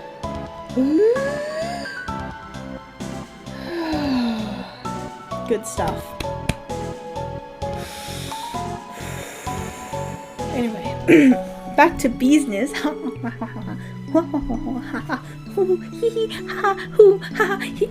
Anyway, the fury was still there, and the feeling of betrayal so grand it might never be bridged. but the exhaustion had begun to settle in. Techno was used to quick brawls and long haunts, but verbal altercation was not something he'd ever trained for, mostly because he had not cared to speak to anyone that mattered since, well, forever, perhaps. Thscus had been tired, too, of their life before, always fighting, never safe, and although Techno thought it was only a matter of time before this game of peace was over, he thought maybe he could start to understand why Phil took the chance. It was a foolish move. Chat said they should not breathe, not scream. Same thing. Do you ever breathe and scream at the same time? Watch this. I'm kidding. But it would not be the worst choice anyone had ever made. Technoblade had seen the worst, and this was barely a drop in the ocean of bad decisions. We're letting out our demons, as you should. Let out the bees, guys. Breathe in, breathe out, you know? Bees in. Just a way to end the year, guys. Is this the way to end the year? A little story time. Think bee. Breathe in, yes. Yes, hippity. You gotta breathe in. Enjoy those wedges while they last, Arel. Breathe in. Breathe out. Still, it was stupid. One look at Phil's and Technoblade realized he must know it too. Are they like you? Techno asked. At last, unsure what answer he was waiting for. Your boys? Phil sighed. I would not wish my fate on my worst enemy, least all my own children. His hands tightened around the railings. They take after their mother, mortal, good, in all ways. I thank every god that ever existed for that. But sometimes? Techno prompted when the silence stretched too long. Phil's jaw clenched. It's Wilbur. He speaks of... Oh, Barry, stop! Who told you humans are taking your honey? That's a rumor! Do these look like rumors? That's a conspiracy theory. These are obviously doctored photos. How did he get mixed up in this? He's been talking to humans. What? Talking to humans? He has a human girlfriend and they make out! What the I can't believe I read that. I can't believe I read that out loud. The best way to end the year is to traumatize your chat with dark truth about the B-movie and the pain of Passerine. Yes. Make out? Barry! We do not! You wish you could. Whose side are you on? The bees! I dated a cricket once in San Antonio. Those crazy legs kept me all up night.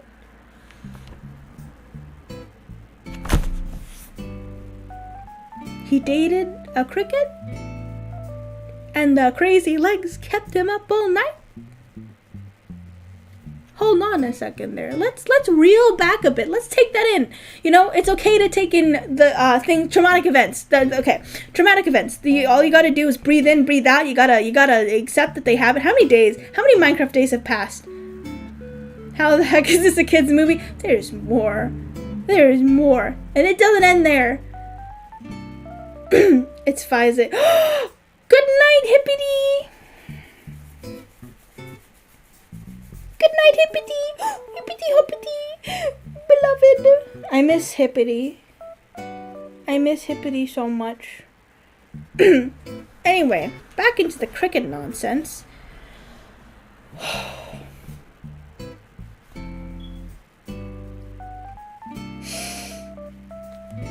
Barry, this is what you want to do with your life?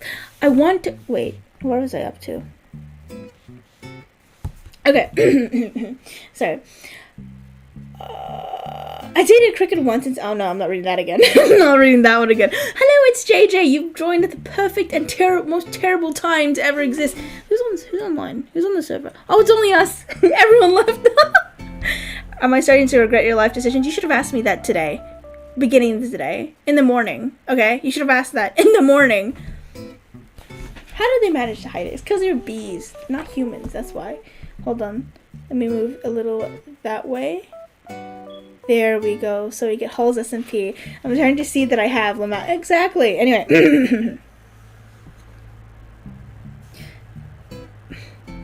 I want to do it for all our lives. Nobody works harder than bees.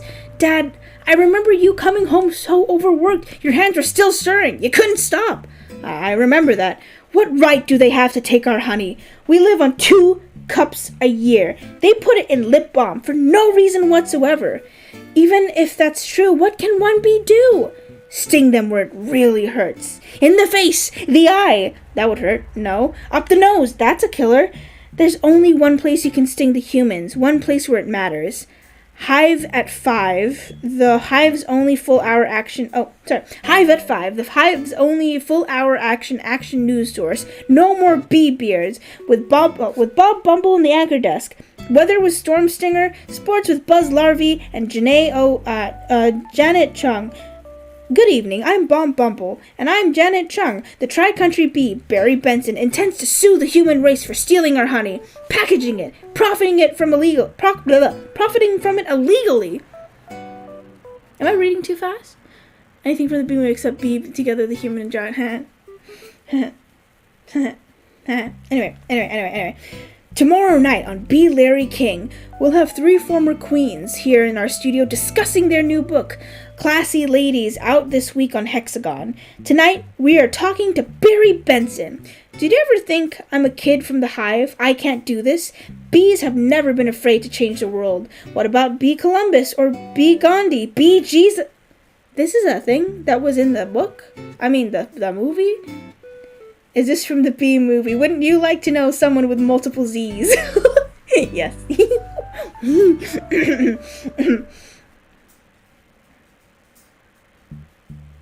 What does that have to? Bee Columbus, Bee Gandhi, Bee Jesus? Where I'm from, we never sue humans. We were thinking of stickball or candy stores. How old are you? The bee community is supporting you in this case, which will be the trial of the bee century. You know, they have Larry King in the human world too. It's a common name. What?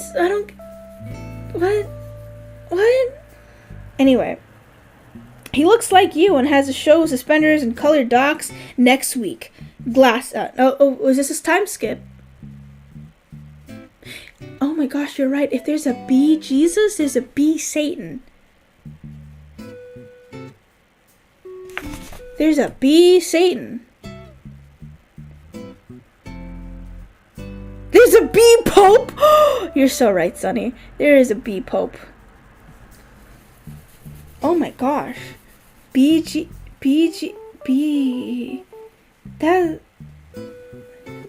Judas? Oh my gosh. They had the Last Supper in a hive. No. Judas's betrayal in the Garden of Gethsemane.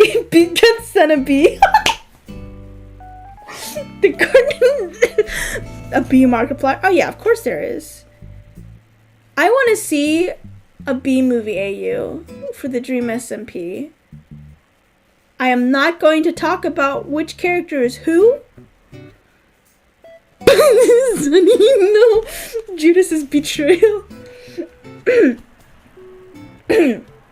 Anyway. Next week, there's a time skip. Glasses. Quotes on the bottom from the guest, even though you just heard him. Bear week next week. They're scary, hairy, and here live. Anyways, lean forwards, pointy shoulders, quitting. I'm not reading that. What the heck? What the heck? How did this get into a kids movie? How did this get into a kids movie? Dream SMP, Philby, Funby. I'm not reading the rest of that bit. Okay. Anyway. In tennis, you attack at the point of weakness. It was my grandmother, Ken. She was 81. Honey, her backhand's a joke. I'm not going to take advantage of that. Quiet, please. Actual work going on here. Is that same bee? Yeah, it is. I'm helping him sue the human race. That's the iconic line. That's the iconic line. Voices? Philza met Techno's eyes. A conversation from lifetimes ago replayed in Techno's mind. A moment of vulnerability in the castle not so different from this one. Where he had I'm gonna burp. Okay, I didn't burp. Wait.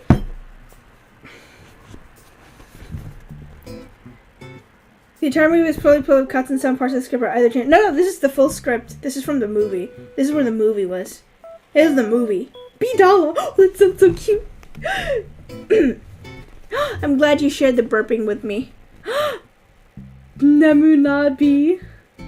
Beanamade. Anyway. Where he had spilled his secrets as easily as he had spilled blood. The voices, Phil, they demand blood. There was a world's worth of agony in Phil's stare, a burden only understood by a parent fearing for a child. I'm glad he isn't like me. I'm glad he's not like me, Philza said, but sometimes I fear he was growing more and more like you. Hi, Finn! Hello, Finn! Welcome to the stream. You've joined at the worst stream to ever exist, and I'm having a terrible time, and so are you. It's great. Anyway. Techno's breath hitched in his throat. He resisted the urge to look down again, to search the grass for the boy with ancient eyes. The voices began to sing. Not alone, they said. Not alone, not alone, not alone. No. Techno said, curling his hands into fists and digging his nails into his flesh until they drew blood, his daily penance. He's but a child. Techno paused. What was he talking about? What did it matter what Wilbur was? What was this sudden ache in his chest? Something telling him of a far deeper wound, an older affliction. He did not know this boy. He should not care. He did not care. But then Philza seized him by the wrist, as if he knew Techno was about to take off running. Writing's not that easy, but Grammarly can help. This sentence is grammatically correct, but it's wordy and hard to read. It undermines the writer's message, and the word choice is bland. Grammarly's cutting-edge technology helps you craft compelling, understandable writing that makes an impact on your reader. Are you ready to give it a try? Installation is simple and free. Visit twitch.tv/Kawuki today. That is why I hoped you would come. Truth be told, I was very close to looking for you myself. I cannot do this by myself, Technoblade. As much as I want to, you're the only one who... You want my help? Techno said dully. My help! After you abandoned me, after you denounced my ways and called me a monster? Philza flinched. I would never call you that, my friend. Friend. The word that Technoblade had only truly understood in the days of snow and sweet tea. I don't owe you anything, Technoblade said quietly. I don't owe anything that child anything, I know. And I have better things to do with my time, I know. After all you did, I shouldn't even be listening to you right now. I should just leave. I know, Techno, I know. I'm helping him soothe the human race. Hello, B. This is Ken. I remember you. Timberland, size of 10.5, Vibram soul, I believe. Why does he talk again? Listen, you better go, 'cause we're really busy working out now. But it's our yogurt night. Bye-bye. Why is yogurt night so difficult? You poor thing. You two have been at this for hours. Yes, and Adam here has been a huge help. Frosting. How many sugars? Just one. I try not to use the competition.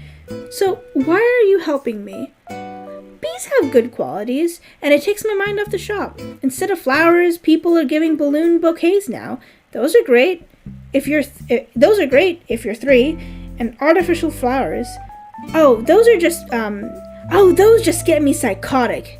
Yeah, me too. Bent stingers, pointless pollination. Bees must hate those fake things.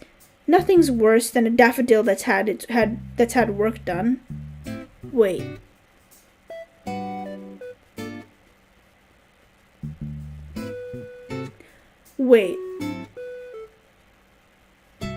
Wait a second. No. What?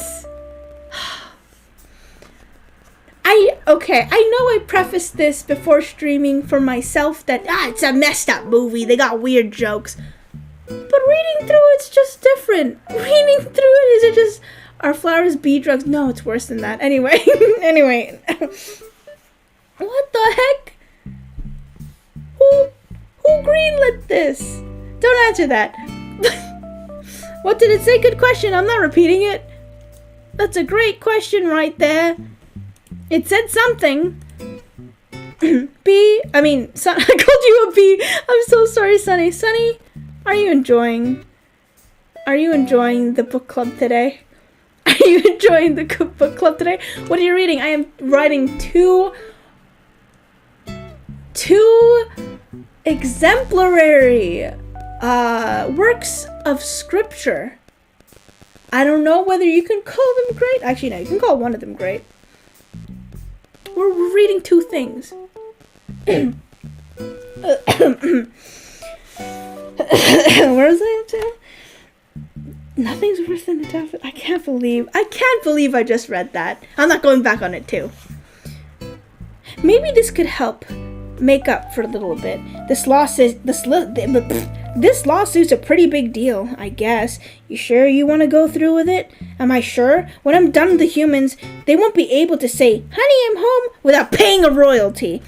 It's an incredible scene here in downtown Manhattan where the world anxiously waits. Because of the first time in history, we will hear for ourselves if a honeybee can actually speak. What have we got into here, Barry? It's pretty big, isn't it? I can't believe how many humans don't work during the day. You think $1 billion multinational food companies have good lawyers? Everybody needs to stay behind the barricade. I don't get this. Everybody needs to stay behind the barricade. What's the matter? I don't know. I just gotta chill. Well, if it isn't the B team, you boys work on this? All rise. The Honorable Judge Bumbleton presiding. All right. Case number 4475. Superior Court of New York. Barry B. Benson versus the honey industry is now in session. Mr. Montgomery, you're presenting the 5 food companies collectively. A privilege. Mr. Benson, you're representing all the bees of the world? I remember that scene. I remember that scene specifically. I did multiple times, not ironically. Are you okay? Are you okay, Finn?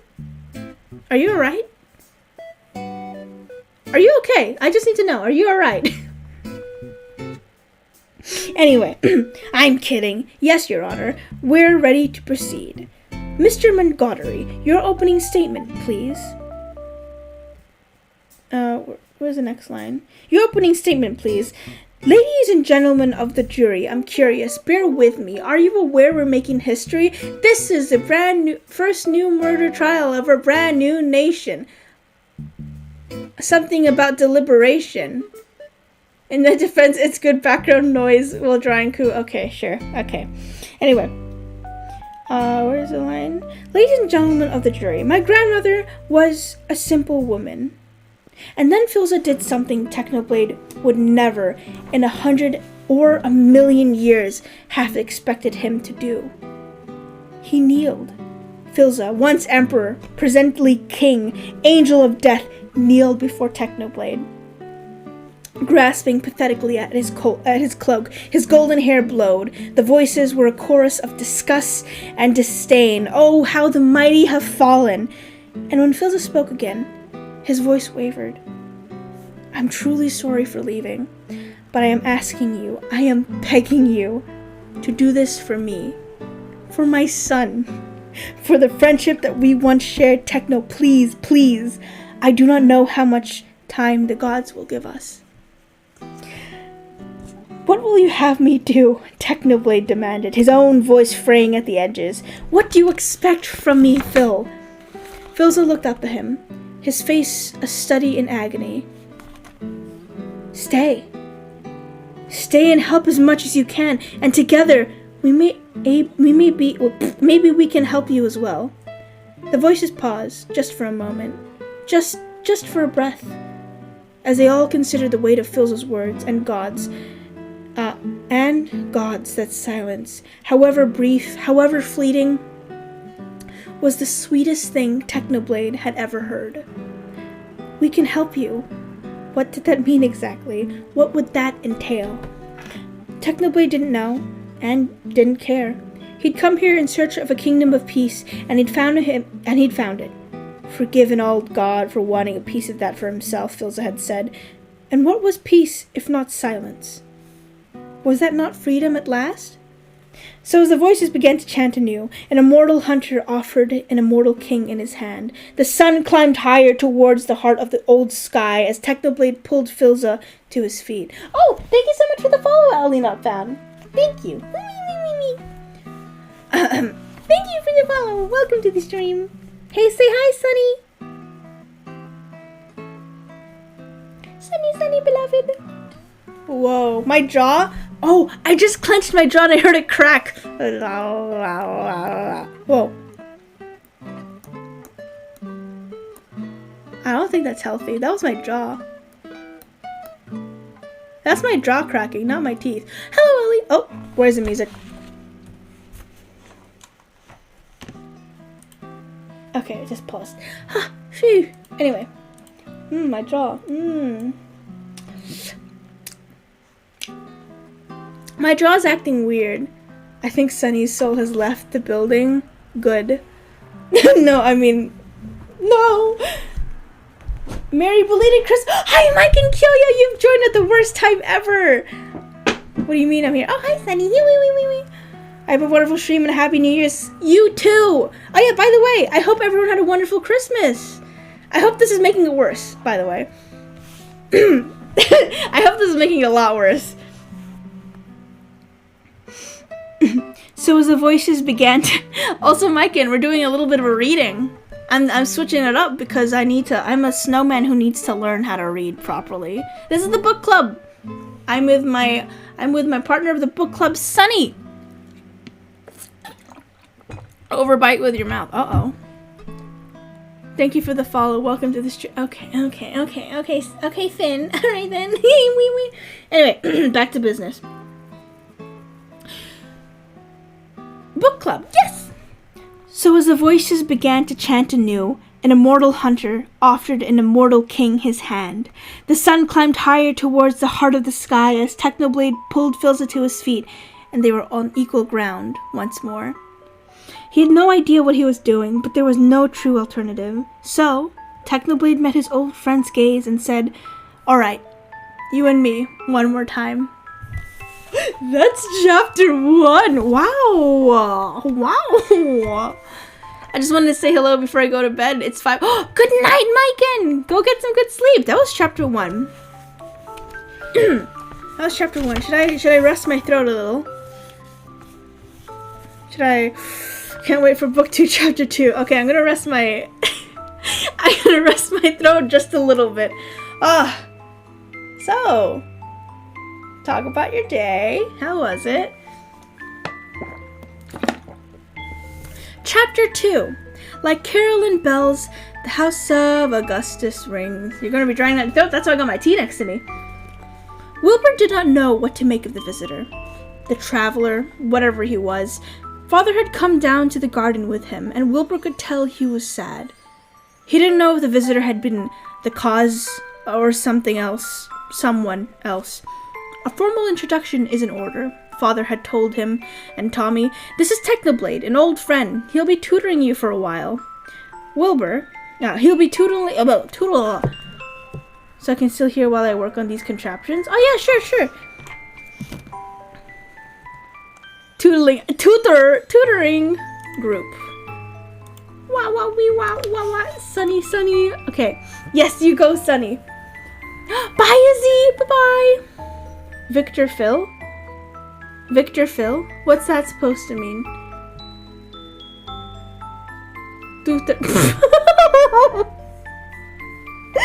Oh, arcane. But yes. Also, for anyone who's watching, do not feel too stressed about joining the stream 100%. If you guys gotta go and do things, go ahead. I'm gonna be here for a while. I know that much.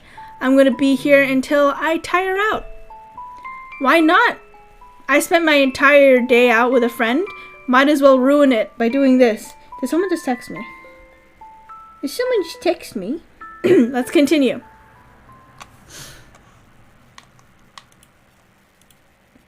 Let's continue with this. Okay.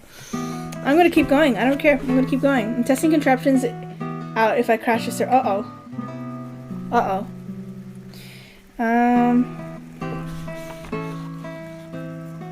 Wilbur had stared up the man, seeing him in the soft morning light at last. Technoblade. Tommy was right. That is a pretty dumb name, and one Wilbur had heard before, though he wasn't quite sure where.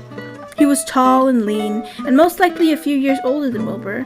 He was just like him, too, with poofy sleeves that Tommy always said made him look like an old man. An emerald earring hung from Technoblade's left ear, similar to the one Father had worn a golden train around his neck, tucked secretively under his dress shirt. Was he some sort of royalty too, then?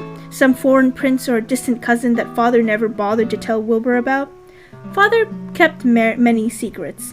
This may be one in a million. Yes, the earring! Let's go! Technoblade had taken one look at Wilbur, nodded, and then said, "We'll start at dawn," before leaving them. Wilbur had stared after him, perplexed. What? Father had struggled to keep a smile off his face. That's techno for you. Now they were sitting in the dining hall, each to their own thoughts, except Tommy, whose thoughts must always come out of his mouth, regardless of who was or wasn't listening. And Wilbur tripped me, but I got up very quickly. You saw that, didn't you? Dad, didn't you? I saw, Father said distractedly. He was staring down at his half-eaten plate, as if it had held the secrets of the universe. Wilbur assumed that he was only doing it so he wouldn't be staring at Mother's plate and Mother's empty seat. She'd been taking more and more of her meals in their bedroom. Tommy hadn't noticed yet, but Wilbur did. Wilbur always did.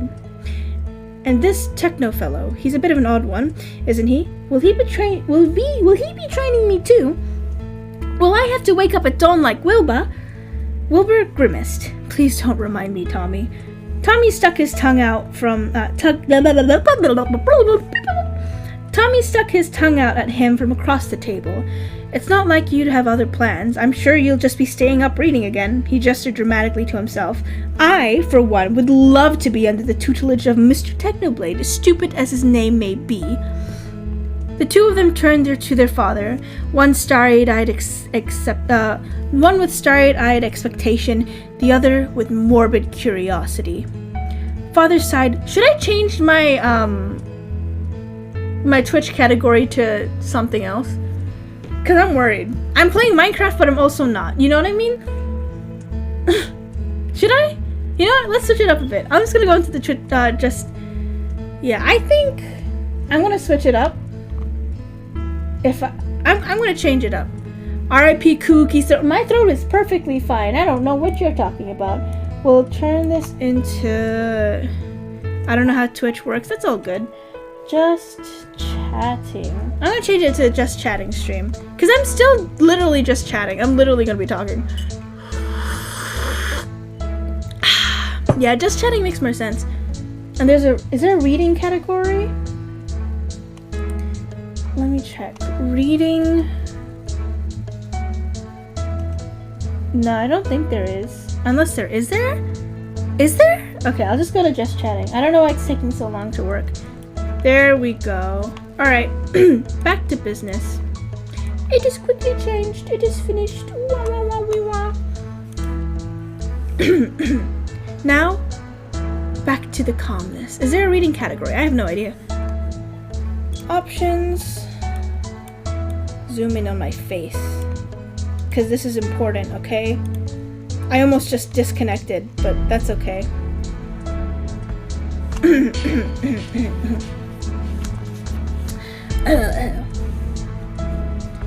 Tommy stuck it. No. I, for one, would love to be under the tutelage of Mr. Technoblade, stupid as his name may be. The two of them turned to their father, one with starry-eyed expectation, the other with morbid curiosity. I'm drawing like millions of books individually for a drawing. Good luck! Good luck with that. Rest your hand. Exercise. Father sighed fondly before ruffling Tommy's hair. Sorry, little bud. Maybe we could find someone else for you. I'm sure the captain would be willing to, but I want the blade! Tommy whined. Wilbur snorted. Yeah, as if you could even wake up early enough. You'd still be in bed by noon. I can see it now. Born on a farm, she believed it was a man's divine right to benefit from the bounty of nature God put before us. If we lived in a topsy-turvy world Mr. Benson imagines, just think of what that would mean. It would mean we have to negotiate the silkworm from the elastic of in my breeches. Talking bee. How do we know this isn't some sort of holographic motion picture capture Hollywood wizardry? They could be using laser beams, robotics, ventriloquism, cloning. For all we know, he could be on steroids. Mr. Benson? Ladies and gentlemen, there is no trickery here. I am just an ordinary bee. Honey is pretty important to me. It's important to all bees. We invented it. We make it. We protect it with our lives. Unfortunately, there are some people in this room who think they can take it from us. Cause we're the little guys. I'm hoping, who can take it from us cause we're the little guys.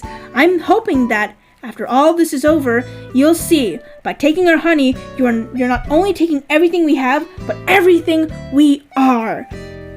I wish he'd dress like that all the time. He's so nice. Oh, is that the mom? Okay. Call your first witness. So, Miss Claus Vander Hayden from Honey Farms. Big company you have. I suppose so. I see you also own Honey Burton and Hanron. Yes, they provide beekeepers to our farms. Mocha, how did you pick up on that so quickly? How did you pick up on that so quickly, Mocha? That was really quick. Are you doing this specifically? No, Mocha. Are you well versed? I just burnt my tongue. Are you well versed in your B-movie script, Mocha? Is there something we must know about this? Is there something you're not telling us? Uh-oh. Is this Mocha lore? Mocha is omniscient. Are you a bee? Exactly. Are you a bee enjoyer, Mocha? You know, the reason I'm reading this B-movie script is because we have to exterminate the bees on Halls SMP. Mocha? I'm well versed in the bee movie. Oh no. Anyway, beekeeper. I find that a very disturbing font term. I don't imagine you employ any bee freers, do you? No. I couldn't hear you. No. Because you don't free bees. You keep bees. Not only that, it seems that you thought a bear would be an appropriate image for a jar of honey. They're very lovable creatures. Yogi Bear, Fozzie Bear, Build-A-Bear. Hello, Le Cocotera. Thank you so much for the follow. Welcome to this terrible stream. Welcome to this terrible, disgusting stream that we've decided to do today. Let me just... What's a good pose? What's a good fancy pose? Oh, I disappeared. I watched the B-movie ASMR version 3 times. Okay, if you think I'm crazy, look at her. If you think that's bad, look what Earl just said in chat. Someone screenshot that. Can someone screenshot that? I want to put that... Should I put in the wall of shame? You know where that's going? Do you know where that's going, Arel? Hold on. Arel, let me ask you, have you heard of this wonderful little thing called the wall of shame? I don't know, have you? It's, that's a shame moment right there. That's a shame moment right there. I'm putting that on the wall of shame. That's going there forever. That's staying there forever. Okay, anyway, I'm speaking your mind, and that was terrible. Never do that again. Straight to the wall.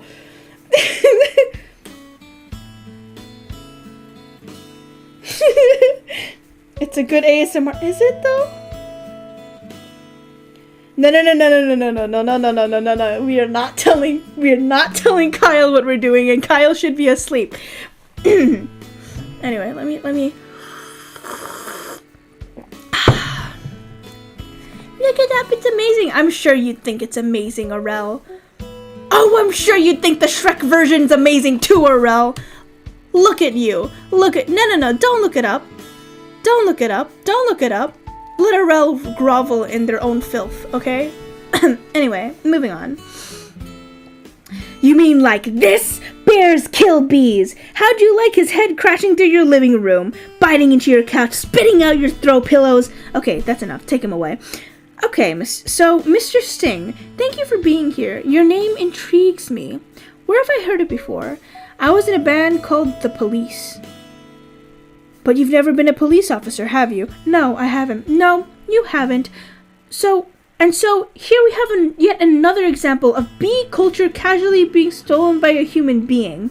By a human for nothing more than a prance-about stage name. Oh, please. Have you ever been stung, Mr. Sting? Because I'm feeling a little stung, Sting. Or should I say, Mr. Gordon M. Summer. That's not his real name, you idiots. What am I doing? An ASMR Shrek movie? Why? Don't give me ideas. Don't you dare give me ideas. Those are dangerous ideas, Mocha. Not Mocha. Those are dangerous ideas, Aurel. Dangerous ideas for next year. To end the year with another reading. Bee cultural appropriation. Mr. Leota, first belated congratulations on your Emmy win for the guest spot in ER 2005. Thank you. I see from your resume that you're devilishly handsome, with churning inner turmoil that's ready to blow. I enjoy what I do. Is that a crime? Sorry. I enjoy what I do. Is that a crime? Not yet, it isn't. But is this what it's come to for you? Exploiting tiny, helpless bees so you don't have to rehearse your part and learn your lines, sir? Watch it, Benson. I could blow right now. This isn't good, fella. This is bad, fella. These jokes are gonna make my brain explode. Why doesn't someone just step on this creep so we can all go home? Order in this court. You're all thinking it. Order, I say. Say it. Mr. Leota, please sit down. I think it's awfully nice of a bear to pitch in like that. I think the jury's on our side. Are we doing everything right, legally? I'm a florist. Right. Well, here's to a great team. Well, hello. Ken! Hello. I didn't think you were coming. No, I was just late. I tried to call, but the battery. I didn't want all this to go to waste, so I called Barry. Luckily, he was free. Oh, that was lucky. There's a little left, so I'll heat it up. Yeah, heat it up, sure, whatever. So I hear you're quite a tennis player. I'm not much of a game for my game myself. The ball is a little grabby. So, where I usually sit. That's where I usually sit. Right there. Barry was looking at your resume, and he agreed with me that eating with chopsticks isn't really a special skill. And you think I don't see what you're doing? I know how hard it is to find the right job. We have that in common, do we? Bees have 100% employment, but we do jobs like taking the crud out. That's just what? What? I can't read this anymore. I think it's fried my brain. I'm melted. There's a fire starting in my brain because of this. I'm completely melted. Also, Shrek is a good movie. That is true. Shrek is a good movie. That is true. Shrek is a good movie. Are we doing this legally? I'm a florist. Yeah, that's true. Go back to Passerine? No. I have to keep going. That's just what I was thinking about doing. Ken, I let Barry borrow your razor for his fuzz. I hope that was alright. I'm going to drain the old stinger. Yeah, you do that. Look at that. You know, I've just about had it with your little mind games. What's that? Italian Vogue. Mamma mia, that's a lot of pages. A lot of ads. Remember what Van said? Why is your life more valuable than mine? Funny, I can't seem to recall that. I think something stinks in here. I love the smell of flowers. How do you like the smell of flames? But I want the blade, Tommy whined. Wilbur snorted. Yeah, as if he could even wake up early enough. You'll still be in bed by noon. I can see it now. Father gave Wilbur a cheeky grin, only reserved for his eldest son. Tell you what, Tommy, we can wake up with Wilbur, then you can watch him train with Techno. Truly? Tommy kicked back from the table, nearly upsetting Father's glass of wine. Good night then. Early bed to sleep, early to the prize, as they always say. Who says that? Wilbur said, but Tommy had already gone off, leaving Wilbur with their father and silence. Hello, Reg Park! And silence. For a while, the only sound were utensils scraping against plates and Wilbur's heartbeat in his ears. He would never admit it to Tommy or anyone, but his relationship with his father was always better with his brother around. It wasn't that Wilbur didn't love his father, or that he thought his father didn't love him. Wilbur couldn't remember it happening. But somewhere along the way of studying warfare and politics, of staring up at the throne that would one day be his, of learning how to be a prince. Oh, bye, Mochi! He'd forgotten how to be a son. I'm turning the page, don't mind me. And sometimes when Father thought he couldn't see, Father would look at him with the bottomless grief, like he was mourning something already lost. It should be Tommy, Wilbur had thought. Sunny Tommy. Oh, Sunny, your name's here. Oh my gosh, it's Sunny. Wee. Hold on, let me take a sip of my tea. Oh, that's soothing. Ah. Oh my gosh, Sunny, are you in Passerine? Oh my gosh, that's crazy. That's actually crazy. Name twin. Anyway. Father would look at him with who managed to charm everyone he met in spite of, or perhaps of, his loud disposition. Not him. Not when Father looked at him like that. Wilbur swallowed the last of his dinner and was set to go. If not for his father speaking once more. Wilbur. Yes, Father? Father leaned against his hand as he considered Wilbur. Do you want me to be there for you tomorrow? Wilbur scoffed half-heartedly. I'm not a child, Father. Of course, Father said, but Technoblade is still a stranger to you. Wilbur pursed his lips as he thought about his father's words. Do you trust him? Yes, Father replied at once. Wilbur nodded. Then I trust him. Father stared at him for a long time, and then nodded. There was nothing else to say, it seemed, and so Wilbur left, leaving his father to the quiet. Tommy's door was firmly shut by the time Wilbur arrived at their sleeping quarters. Wilbur's own door stood ajar, waiting. Moonlight spilled from the arched windows, painting everything in silver. The bed littered with half-finished books and the death-bearing scars from Wilbur's manifold frustrations in writing music for the guitar that sat discarded on the floor. Mother had given... I'm gonna read the rest of this in Animal Crossing language.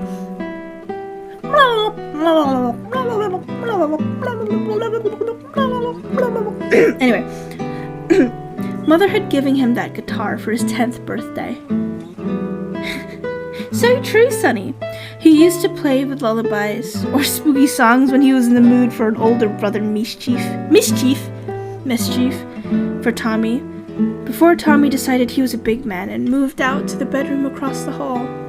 So poetic. Animal Crossing moment, so true. Ever heard of Mango Ball?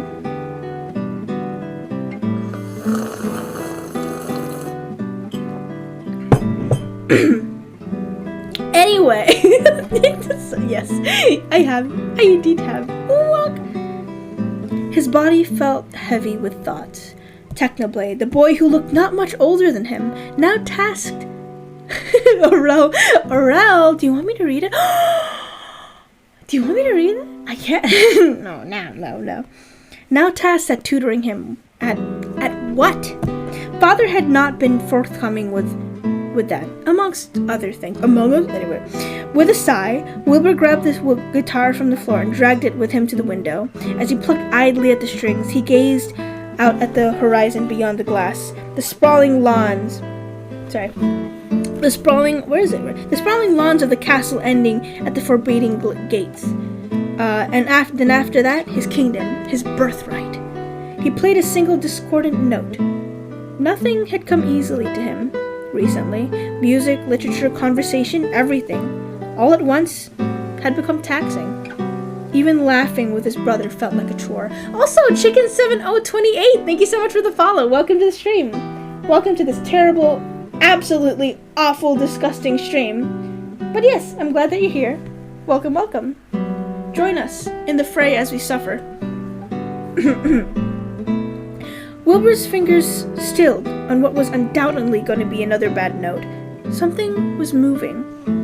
Down the lawn, he squinted at a figure until it came into sharper focus. Technoblade? You know, I've just about had it with your little mind games. What's that? Italian Vogue. Mamma mia, that's a lot of pages and a lot of ads. Remember what Van said? Why is your life so much more valuable than mine? Funny, I can't seem to recall that. I think something stinks in here. I love the smell of flowers. How do you like them smell of flames? Not as much. Waterbug, not taking sides. Ken, I'm wearing a chapstick hat. This is pathetic. I've got issues. Well, a royal flush. You're bluffing. Am I? Surf's up, dude. Poo water. I can't believe poo water is a line in this movie. Why is poo water a line in this movie? That ball is gnarly. Except for those dirty yellow rings. Kenneth, what are you doing? You know, I don't even like honey. I don't eat it. We need to talk. He's just a little bee, and he happens to be the nicest bee I've met in a long time. Long time? What are you talking about? Are there other bugs in your life? No, but there are other things bugging me in my life, and you're one of them. Imagine being named Kenneth. It's like being... Oh gosh, no. Wait. Another tea thing. You guys think this is a test of your sanity? No, it's a test of mine, okay? And I seem to be winning. Quite well, actually. Wait, I just realized. Why is that on the screen? Hold on. I just realized. Why are there two? There are two of these. Why is this on the screen? This doesn't need to be here. This is from so long ago. I'm already at 11K. Hold on. Never mind, I didn't need it. I didn't need that. Anyway. That line among others. Among what? Anyway, back to business.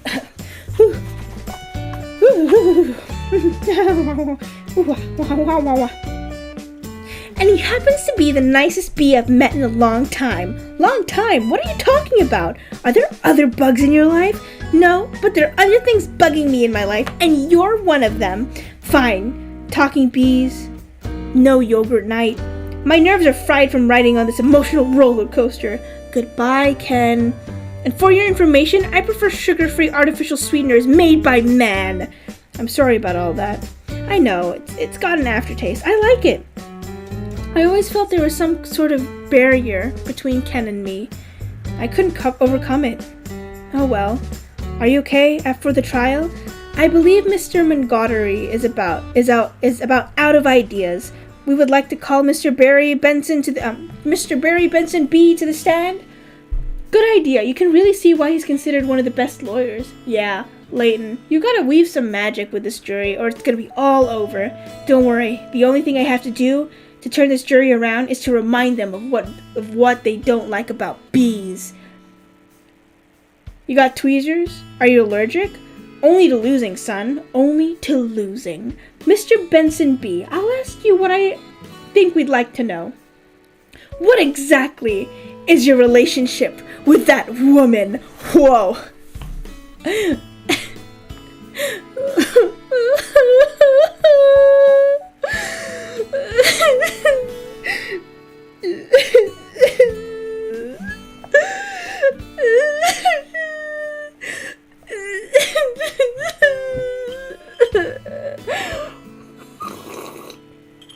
Oh, this tea calms me down immediately. Oh.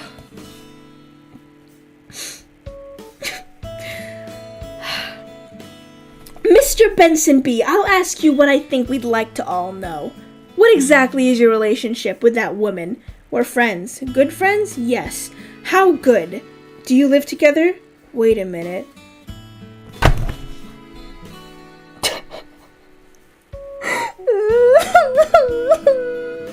The next line. Why is this the next line? What is the next line? You want me to read it? Fuck. I didn't mean to swear for some reason. Why did I hold myself back? I swear all the time. Why was I surprised that why was I surprised that I swore? This is melting me.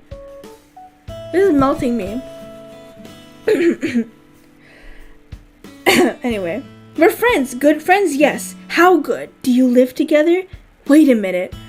Are you her little bed bug?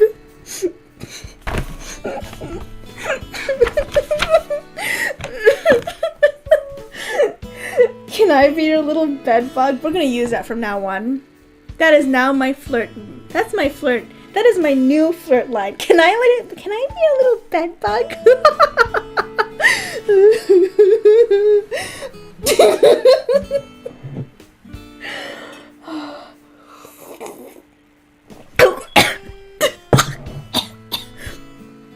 I was drinking tea, arty. Everyone's saying bed bug and arty's like lice. They actually sleep are you okay? I'm okay. The tea is fine. Breathe in, breathe out. This is my calm place. This is the good place. My mom's literally watching the good place downstairs. What is even going on? Hi, Smacko. This is the worst time ever. How does that even work? It doesn't. You know, when you really think about it, no one's ever really alone. The head lice are always there. Anyway, are you her little bed bug? I've seen a bee documentary or two. From what I understand, doesn't your queen give birth to all these bee children? Yeah, but so those aren't your real parents. Oh, Barry. Yes, they are. Hold me back. You're an illegitimate bee, aren't you, Benson? He's denouncing bees. Don't y'all date your cousins? Again, is there a counter for that one? Is there a counter for that one? Is there a counter for that one? Is there a counter for that one? We talked about cousins like 6 times. 6 times in this stream. 6 times! And it was all from the B movie script. I'm pretty sure it wasn't from Passerine. Hopefully not. Oh, Jesus. Anyway. Calm. Calm. Yes. I'm drinking tea. This tea is good. This tea is, it's simple Assam tea, I think. Tomorrow, what am I going to do tomorrow? I don't know what I'm going to do tomorrow. Probably therapy or something. Therapy would work. Therapy would work well, right? Everyone, are you ready? Breathe in. I missed some while whilst eating wedges. Breathe out. Breathe in. Not from. Shut up, Sunny. Look at those eyes. Look into my. Oh, my eyes disappeared for a second. Look into my eyes disappeared again. Oh, I disappeared. Look into my eyes. Those soulless eyes. Sunny and I have the same eyes, by the way. Isn't that right, Sunny? Isn't that right, Sunny? Breathe in. Breathe out. Anyway. You're an illegitimate bee, aren't you, Benson? He's denouncing bees. Don't y'all date your cousins. Objection! I'm going to pincushion this guy. Adam, don't. It's what he wants. Oh, I'm hit. Oh, Lordy, I'm hit. Oh, I hit my thumb for that. Why did I hit my thumb for that? What do you call it? Order! The venom is coursing through my veins. I've been failed by a winged beast of destruction. You see, you can't treat them like equals. They're striped savages. Where's the next line? Where'd it go? Oh, singing's the only way they know. It's their way. Adam, stay with me. I can't feel my legs. What angel of mercy would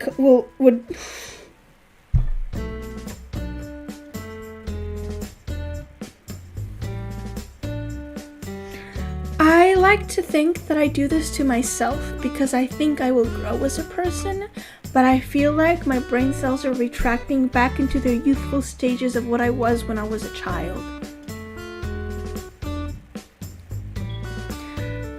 Does that make sense? I feel like I'm reverting back into stem cells.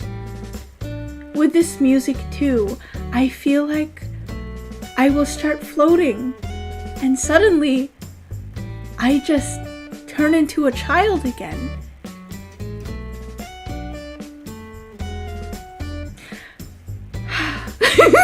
Anyway, I'm just saying that because this next line's a woozy. Are you ready?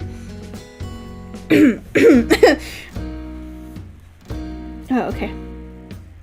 Adam, stay with me. I can't feel my legs. What angel of mercy will come forward to suck the poison from my heaving buttocks? Wilbur pressed his face closer to the glass, just to make sure his eyes had not deceived him. There were many people in the kingdom with pink hair, but perhaps fewer who almost moved with the lethal grace of a python. Thank you so much for the follow, Moas Games.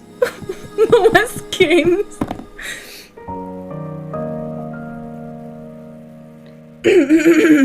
What? Sunny, what are you thinking of? Sunny, hello? Sunny? Question mark, question mark, question mark? I actually have earrings that have little question marks on them, so whenever someone says something really sus, I just like turn my head and I'm like, Excuse me? Anyway. Technoblade walked across the lawn and disappeared past the gates without a glance back. Hold on, let me scroll up so I can do that. Anyway, without a glance back. It wasn't until his breaths fogged up the window completely that Wilbur realized he was hyperventilating. What's wrong with my user? What do you mean? What do you mean?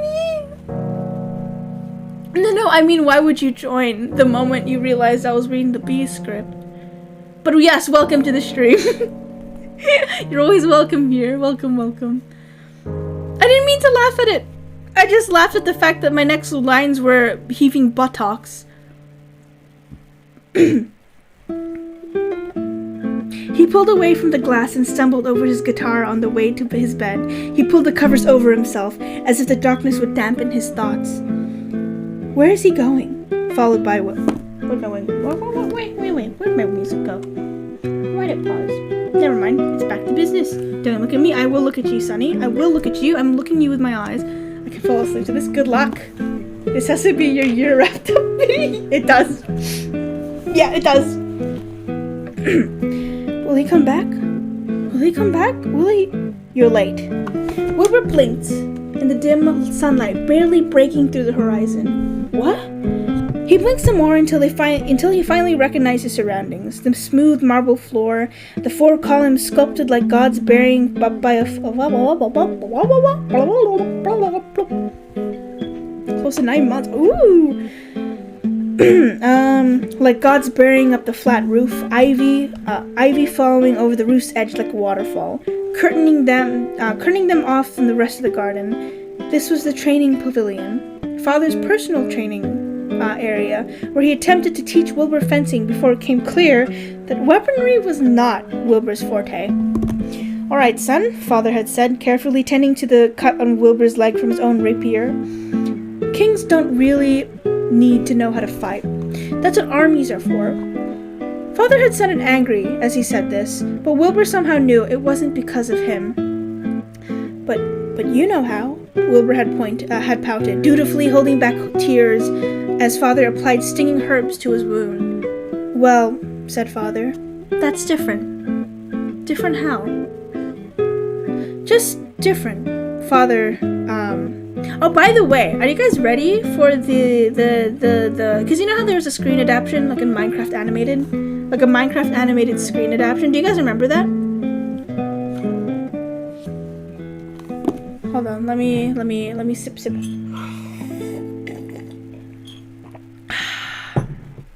What do you call it? Are you guys ready? Have you not seen the Minecraft, screenplay? I'm still waiting for chapter 2. Yeah, what we're reading right now is chapter 2. Which I'm really excited about.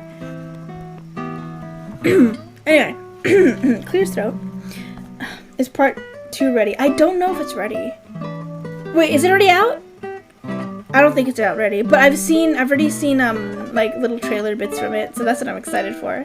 I'm a little excited. Just different.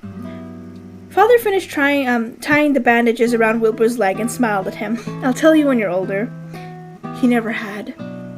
But it wasn't Father standing before Wilbur today. No.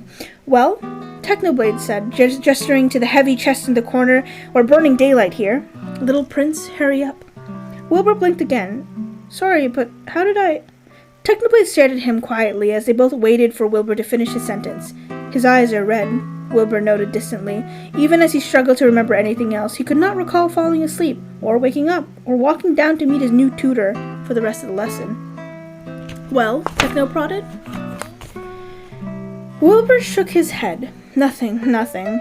What are we learning today? I will have order in this courtroom. Order, please.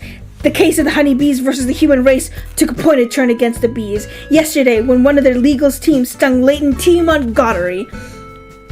Hey, buddy. Hey. Is there much pain? Yeah. I blew the whole case, didn't I? It doesn't matter. What matters is you're alive. You could have died. I'd be better off dead. Look at me. They got it from the cafeteria downstairs in a tuna sandwich. Look, there's a little celery on it. What was it like to sting someone? I can't explain it. It was all adrenaline and then ecstasy. All right. You think it was all a trap? Of course. I'm sorry. I flew us right into this. What were we thinking? Look at us. We're just a couple of bugs in this world. What will the humans do to us if they win? I don't know. Sorry. I don't know. I hear they put roaches in motels. That doesn't sound too bad. Adam, they check in, but they don't check out. Oh my. Could you get a nurse to close the window? Why? The smoke. Bees don't smoke. Right. Bees don't smoke. Bees don't smoke. But some bees are smoking. That's it. That's our case. Is it? It's not over? Get dressed. I've got to go somewhere. Get back to the court and stall. Stall any way you can. Technoblade cocked his head to the side, unimpressed. His hair had been pulled into a braid so tight that it hurt Wilbur's scalp by proxy. Philza said you were crap at fencing. Wilbur grimaced as he walked to the chest, kneeling to filter through its contents. To filter through its contents. That's one way of saying it. He picked up one of the swords and turned to Technoblade, who apparently brought his own weapon, a wicked-looking broadsword with a ruby-encrusted hilt. I'm a bit better at long-range weapons, if you were wondering. I wasn't, Technoblade snorted. Get into position. Wilbur did. That's not correct. Wilbur sighed. I told you. Technoblade walked? What? My English? Walked? Am I walk? Walk. Anyway. Technoblade walked closer to Wilbur until they were eye to eye. Wilbur was a few inches taller than him, he realized, at least until Technoblade knocked him flat on his back with a sudden blow to the stomach. The air left Wilbur's lungs in a rush. He blinked lazily up at the ceiling for a moment, before the indignation? Is that how you say it? Indignation.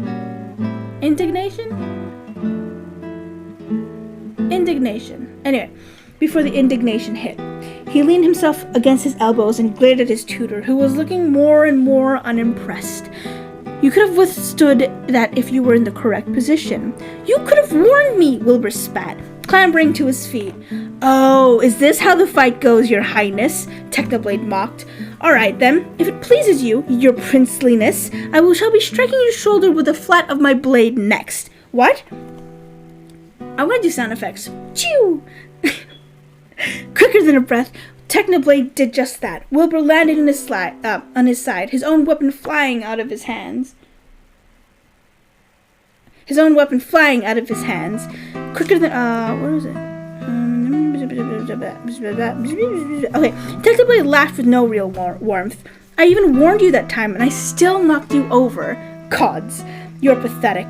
Wilbur wanted to say, I'm calling father, but caught himself before he could give that ammunition to the smug bastard. Instead, he got shakily to his feet, his entire body smarting from the impact on the floor, and picked up his rapier from the ground. He got into position again. Technoblade raised one eyebrow. This would go a lot faster if you told me what was wrong with it. This would go a lot faster if you didn't fumble your basics. Technoblade retorted. Shut up. Strong demands from a boy who can't even get his left foot placed properly. Wilbur considered his words. He moved his left foot inch by inch, watching Technoblade until the man finally gave a curt nod. Wilbur sighed. See? That wasn't. Oh my gods. Wilbur barely had time to throw up his rapier before Technoblade crashed his sword against it. Steel hissed. Wilbur's knees buckled against Technoblade's surprising strength. It was like having an entire house collapse on him. And if he fell, he'd be crushed. Mr. Flayman, yes, Your Honor. Where's the rest of your team? Well, Your Honor, it's interesting. Bees are trained to fly haphazardly, and as a result, we don't make very good time. I actually heard a very funny story about. Your Honor, you haven't seen haven't these ridiculous bugs taken enough of this court's valuable time? How much longer will we allow these? How much longer will we allow these absurd shenanigans to go on? They have presented no compelling evidence to support their charges against my clients, who run a legitimate business. I moved from a complete dismissal. I moved from a complete dismissal of this entire case. Mr. Flayman, I'm afraid I'm going to have to consider Mr. Montgomery's motion. But you can't! We have a terrific case! Where's your proof? Where's your evidence? Show me the smoking gun. Hold it, Your Honor. You want a smoking gun? Here's your smoking gun. Technoblade fell back, leaving Wilbur with his heart hammering in his chest. What was that? Wilbur demanded. You could have killed me! I could have killed you multiple times since you first walked here. Technoblade gestured to him to get into position. Again. Never let your guard down, Your Highness. Always assume that the enemy is planning to strike. What even is the point of this? Hold on. What even is the point of this, Wilbur asked. The kingdom has been at peace for God knows how long. I don't need to risk my neck for a skill that doesn't even matter. Technoblade considered him for a long moment. The silence between them only broken by beginnings of birdsong as the rest of the world finally began to wake. And what will you do when it does matter? Technoblade asked. It's a bee smoker! What's this? This harmless little contraption? This couldn't hurt a fly, let alone a bee. Look at what has happened to bees who have never been asked, smoking or none. Is this what nature has intended for us? To be forcibly addicted to smoke machines and man-made wooden slat work clamps? Living our lives as honeys to the...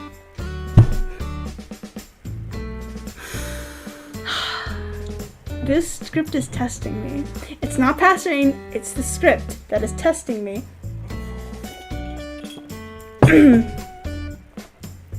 To man, what are we gonna do? He's playing the species card. Are you kidding me? Are you kidding me? They really threw that joke in there? Ladies and gentlemen, please, free the bees! Free the bees! Free the bees! Free the bees! Free the bees! And what will you do when it does matter? Technoblade asked. It never will, but let's say it will. Technoblade interrupted, taking a step towards Wilbur, his eyes never once leaving the prince's face. Let's say, hypothetically, that a foreign army attacks at this very moment. Your father isn't here to help. Nobody's here to help. It's just you. Do you just stand there and get torn apart by the mob? Will you run like a coward and leave your kingdom to the wolves? Wilbur flinched. That's not even an army. Consider, if you will, just one very smart, very angry person, and they've got your brother. Technoblade smirked at whatever expression was on Wilbur's face. That's all it takes, to kill a kingdom. A single person who knows your weak spots. So what you need to do is get rid of them, the weak spots. I mean, this kingdom is only impenetrable because Filza has long ago gotten rid of every vulnerability. So what happens when you take the throne? That's not true, Wilbur said quietly, standing in the downpour of Technoblade's words. My father, he does have vulnerabilities. He has Mother, Tommy, me, but he has the power to protect them. Technoblade replied. And you don't. That's the difference. Hello, Natsuwa! Thank you so much for the follow. Welcome to the stream. We're doing something extremely cursed right today, and this is my last stream of the year. But it's still fun regardless. Anyway.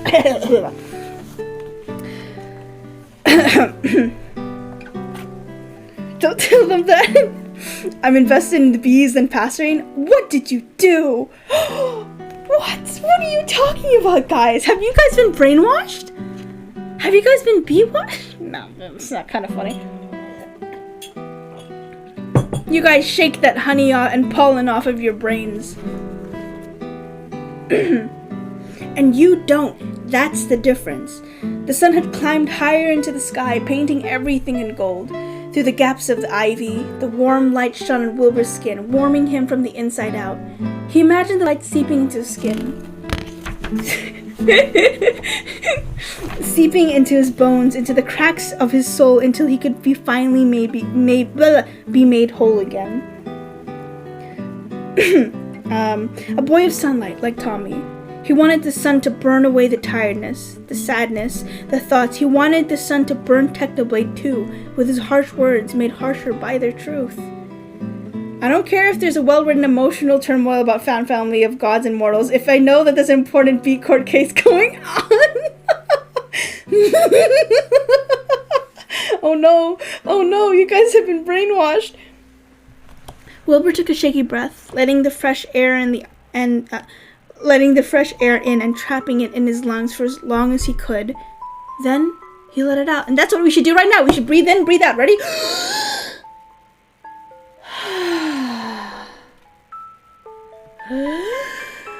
Breathe in. Breathe out. Breathe in. Breathe out. Why would you fart, Sonny?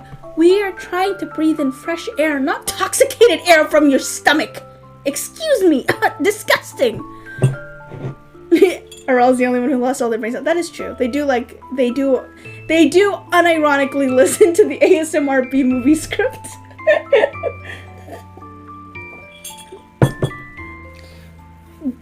Why would you breathe it in, Stinky? No, you're Stinky. Your dumb stomach acid liquid thing. Madoodle. Okay, where was I? Then he let it out. He glared at Technoblade, then got into position.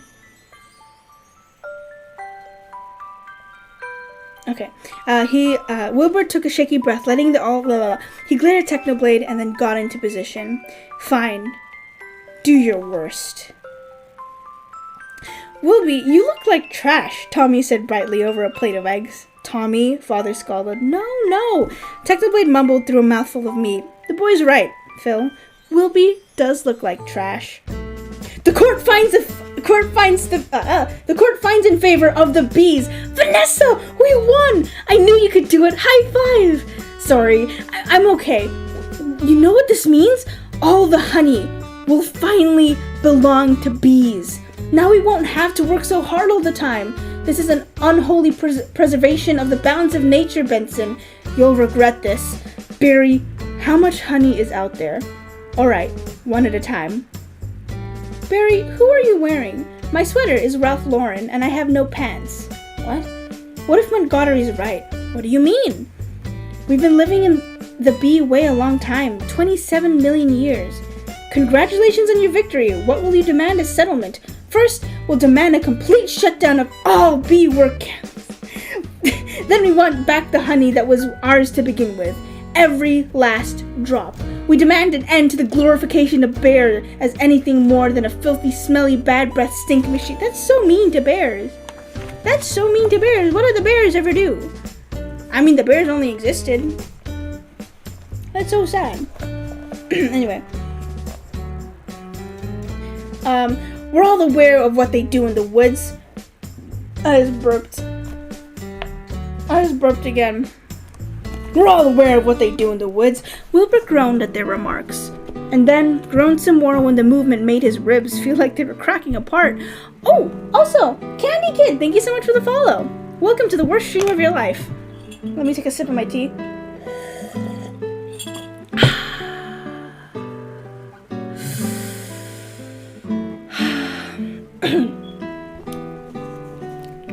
Bruises were already starting to form up and down his arms from the various times Technoblade had knocked him to the floor.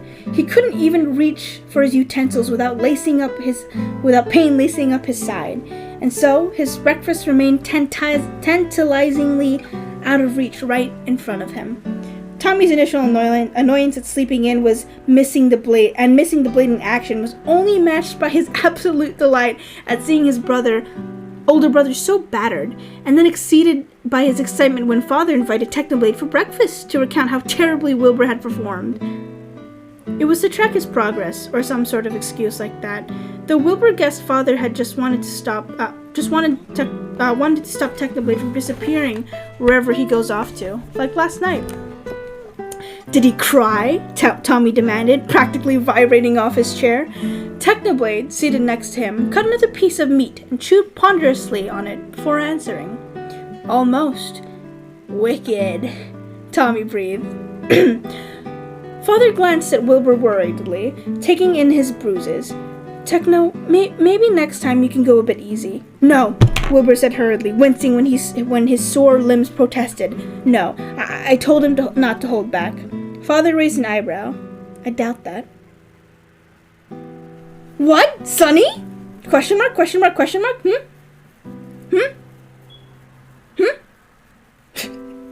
Anyway.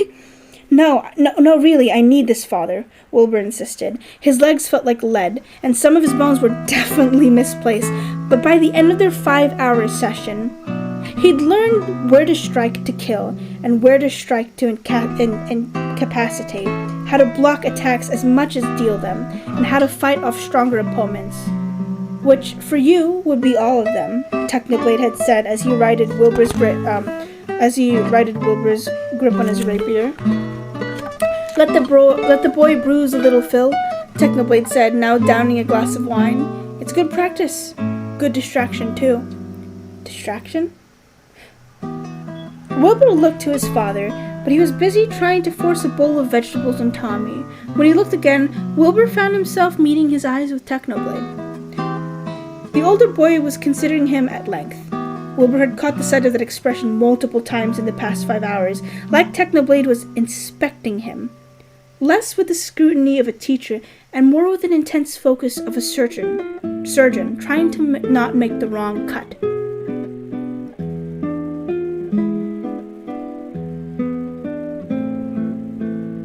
Anyway, that's right. Trying not to make the wrong cut. What? Wilbur finally asked. Do I have something on my face? Yes. Defeat. Wilbur resisted the urge to stick his tongue out like Tommy undoubtedly would have done. You were a very rude guest. You were a very weak prince. I don't see what my physical prowess, or lack thereof, Technoblade inserted, has to do with you being such a pissy bastard, Wilbur finished hotly. Wilbur, Father said, swiveling to face his oldest son. Cursing? In front of your baby brother? I taught you better manners than that. I'm not a baby, Tommy first protested. And what does piss... I think that's my cue to go, Technoblade interrupted suddenly, rising to a seat. To where? I want burger. Yes, I want burger. Yes, can I have a burger, please? Burger. Can I have the chicken one, too? Actually, no. Should I get the chicken burger or should I get the beef burger?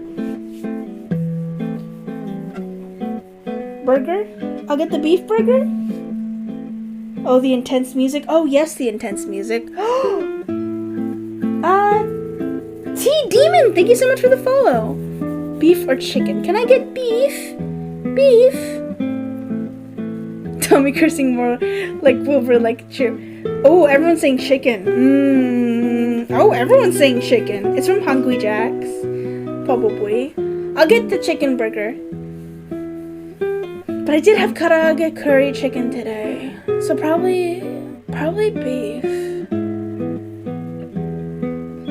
Oh, 4 people said chicken, but I'm gonna get beef anyway. Yeah, chicken from HJ. Have you not tried it? It tastes pretty good. Dad, can I get the beef one? You must be dreaming.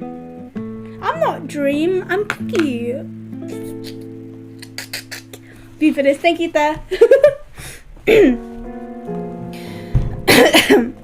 Anyway. Where's the... To where? Father asked. None of your business, actually, replied, not flippantly or arrogantly, just stating a fact. Your reverse psychology. Okay, then. I want burger, but everyone's asleep. Get some anyway. Oh, that's my... Oh, that sucks. In 8, you get Tay. Whoa, that's kind of cool, Ralph. Technoblade Father's grip tightened how do you write this? Infinitesimally on his spoon. I think it is my business if you're living in my castle. Technoblade shrugged. Try and stop me then. Wait for my signal. Take him out. We have a nauseous. He'll have nausea. Why did they spell this wrong? They spelled this wrong. He'll have nausea for a few hours and then he'll be fine, and we will no longer have to tolerate B negative nicknames. What? But it's just a prance about stage name. Unnecessary inclusion of honey in bogus health products. A la-di-dee-dum tea time snack garnishment. Can't breathe. Bring it in, boys. Hold it in there. Good. Tap it. Mr. Buzzwell, we have just passed 3 cups and there's gallons more coming. I think we need to shut it down. Shut down? We never shut down. Shut down honey production. Stop making money. Turn your key, sir. What do we do now? Cannonball. We're shutting honey production. Mission abort. Aborting pollination and nectar detail. Returning to base. Adam, you wouldn't believe how much honey was out there. Oh yeah? What's going on? Where is everybody? Are they out celebrating? They're home. They don't know what to do. Laying out? Sleeping in? Laying out? Sleeping in? I heard your Uncle Carl is on his way to San Antonio with a cricket. Not the cricket. Not the cricket. Not the cricket.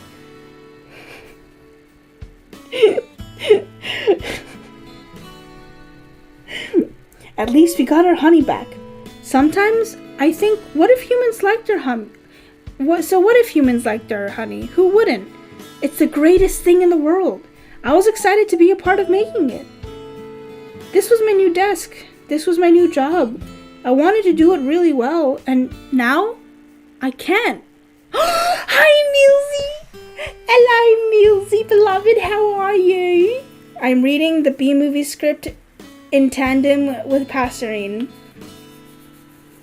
Do you want to know how that feels? It feels like my body is shredding up.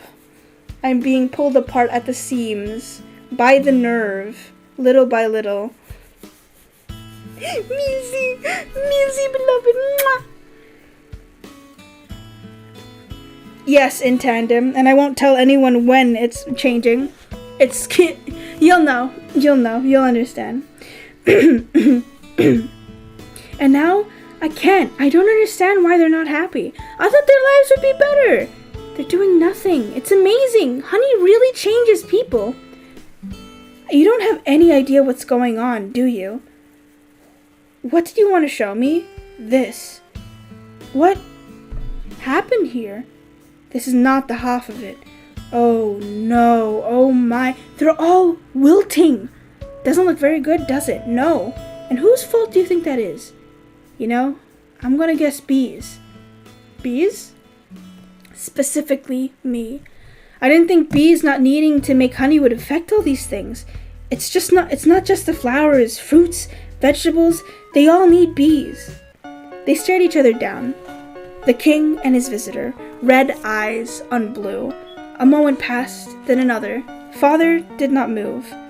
That's what I thought, Technoblade scoffed, and then disappeared in a whirl of fur and scarlet silk. Wilbur glanced at his father, trying to gauge a reaction. Father never seemed truly old, but in that moment, it felt like Wilbur was watching him age 1,000 years per second. Who is he, really? Wilbur asked before he could lose the nerve. Oh, the pages are stuck together. What the heck? The pages are stuck together. Okay, anyway, back. Father blinked slowly, as if coming out of a dream. An old friend, I told you. From when? He can't be that old of a friend. He's just a teenager. When did you meet him? Wilbur repeated. Father pursed and unpursed his lips like he was trying to swallow something rancid. Why does it matter, Wilbur? Because you look at him the way you look at me, and I don't know what to make of that. Father's gaze pinned Wilbur to his seat, even more than the soreness of his body did. Even Tommy had fallen quiet, sensing, in a way that younger siblings do, that his brother was in a sort of trouble that required an absolute silence. And how do I look at you, Will? Father asked. Like I disappoint you, like I did something to hurt you, and you're sad and I can't remember what. It doesn't matter. Wilbur mustered what was left of his strength and rose from his seat. My other non-violent tutors are waiting. If you'll excuse me, Father, Tommy. Tommy stared back at him, wide-eyed. Father only sighed. It's a long story, Wilbur. He said, with infinite patience. Wilbur could have preferred he screamed, and not one you're ready to hear. Either of you, he added, giving Tommy a reassuring smile. But one day Sure. Wilbur turned from them and began to walk away. One day. Whenever that is. He expected a rebuttal, or perhaps he wanted one. But as always, there was nothing left to say. They carried on like that for months and more. I just bit my tongue. Are you kidding me? Ow! Oh no, my tongue hurts.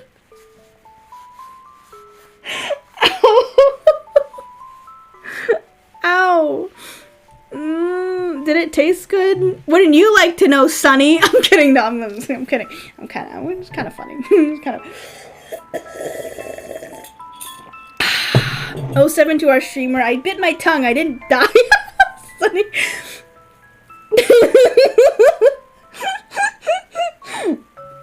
Look, am I being a good audiobook to you guys?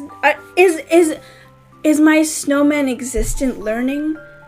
Then I hope it gets infected and falls off. That's kind of mean. What the heck? What the heck? What the heck? Oh, my ass hurts. That's not very good. I'm in for an ass hurting. Hold on. Should I'll change the position. Actually, no, hold on. Options. There we go. We get a different view. We get a whole view of the library. This is great. This is great. Hopefully I don't bite my tongue again. I want to burp. Hold on.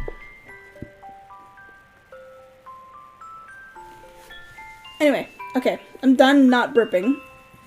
I just burped, kind of, not really. They carried on like that for months more. Every morning, Wilbur would pull himself out of the bed and head down to the gardens where Technoblade would always be waiting, even after the times he threatened to leave, and the times that it looked like he was truly going to. Technoblade would walk Wilbur through his stances and correct them by demonstrating how exactly it could be turned against him. The tutor was never fully pleased, but eventually they made their way through the weapons in the chest and had to request for more to practice with. Spears, knives, axes. They never spoke beyond the usual instructions, and Wilbur never complained again when, a few weeks in, he almost disarmed Technoblade during a sparring session with a rapier. Before Technoblade inevitably knocked him over. I almost got you! Wilbur had grinned, even as he picked himself up from the floor. Almost won't cut it on the battlefield, Princeling, Technoblade had said with a roll of his eyes, and I was going easy on you. Whatever helps you sleep at night. Technoblade snorted. I don't sleep. I don't sleep either. Oh my gosh, he's like me for real. Oh my gosh, not for real. Hello, I saw in YouTube. Oh, hello, Twix. Hello. Welcome from YouTube. We are doing something. I do that. So true. We're definitely doing something. We're definitely doing a thing. Oh, MatchaLux77, thank you so much for the follow. Hello, fellow YouTube enjoyer. I hope you enjoy whatever toxic thing's gonna happen on the stream today. Where was I up to? Wilbur was still debating whether he'd been joking or not. Eventually, Tommy's jealousy outweighed his drowsiness, and he began to follow Wilbur to the training pavilion, yawning all the way with his blanket wrapped around his shoulders and trailing in the dewy grass. He'd sit on the floor, shouting unhelpful advice and laughing at his brother's failures. Great impressions. Oh, okay, my great impression. I'm great at impressioning, okay? I hope you know. Technoblade, the younger prince, said one point, will you train me alongside Wilbur? Technoblade had eyed Tommy and his blanket, looking so serious that Wilbur thought he might actually be sizing his little brother up. Say Cookie and remove... It's in my name. It's just there. It kind of is just there, so... I hope nothing bad ever happens to Passerine and Tommy. Same here. With a friend, you spun a wheel to choose from them. Yeah, that was Mealsy and I. I'm pretty sure they're still in stream. What are you reading? I'm reading things. Yeah. I'm a little snowman who's trying to teach themselves how to read. I'm reading some things. Where was I? Well, you do have similar skill levels. Hey! Wilbur tossed a stray pebble at Technoblade's head. It bounced harmlessly off his braided hair. I want to be strong like you, Tommy said, English. Uncharacteristically solemn as he stared up at the older boys, and like Dad. He raised his gangly arms up to them. Look at these, Technoblade! They're pulsating with potential. Technoblade arched a brow at him, an amused smile tugging at his lips.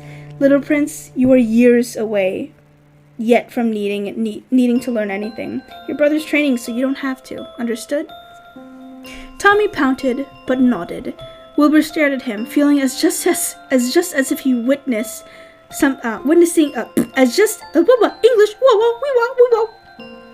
as if he just witnessed the taming of a wild beast.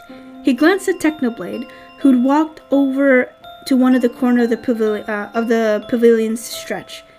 How'd you get Tommy to not kick and scream like he does when he doesn't get what he wants from me? Wilbur called out. I don't kick and scream, Tommy huffed. I let out a manly whine. It's probably because he respects me and not you, Technoblade replied curtly. Wilbur whirled on his brother. Is that true? He demanded with fox hurt. Tommy shrugged. I'd respect you more if you weren't reading all the time. I'm not reading now, Wilbur said at the same time Technoblade called. I know how to read too, just to put it out there. Afterwards, they would eat breakfast together. Sometimes it would just be Wilbur, Technoblade, and Tommy going over a practice session. Technoblade with his dry corrections, Tommy with his enthusiastic, albeit often inaccurate input. But often Father would join them, and Wilbur would be lying if he said he didn't feel a bit validated whenever Technoblade praised, or as close as a man could get to praise, his improvements in the presence of his father. Mother had taken to waking late, and took her breakfast into her room.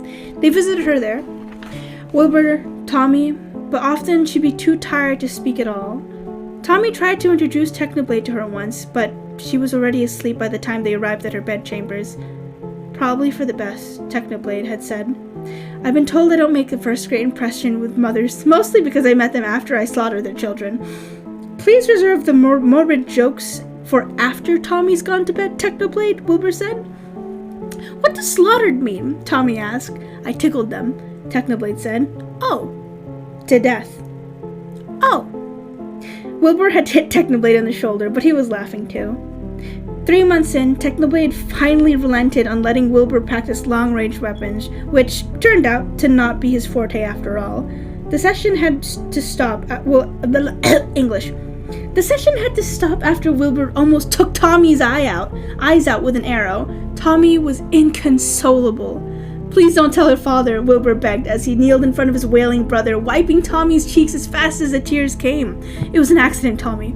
Technoblade was cackling, leaning against one of the pavilion's sculpted pillars. You should have seen your face, he managed to wheeze out between guffaws. Oh God, this is too hilarious. Wilbur turned to glare at him. You do know if he tells father, that means you're in trouble too. Technoblade snorted. I'm not scared of your father. There it was again. The arrogant dismissal, as if father were nothing to him.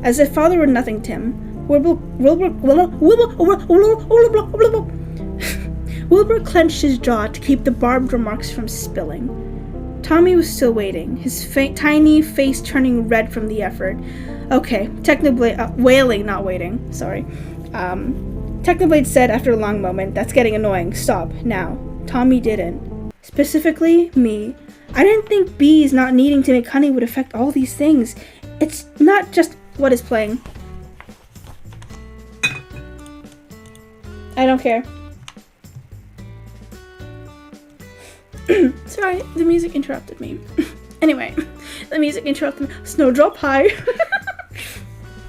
I snowdrop million. Passerine reading time? Kind of, yes and no. Perfect timing for you to join. And by perfect, I mean terrible timing for you to join. Not just flowers, fruits, vegetables, they all need bees. That's our whole SAT test right there. Take away produce, that affects the entire animal kingdom. And then, of course, the human species? So, if there's no more pollination, it could all just go south here, couldn't it? I know this is pretty partly my fault. How about a pact? How do we do it? I'll sting you, you step on me, that just kills you twice. Right.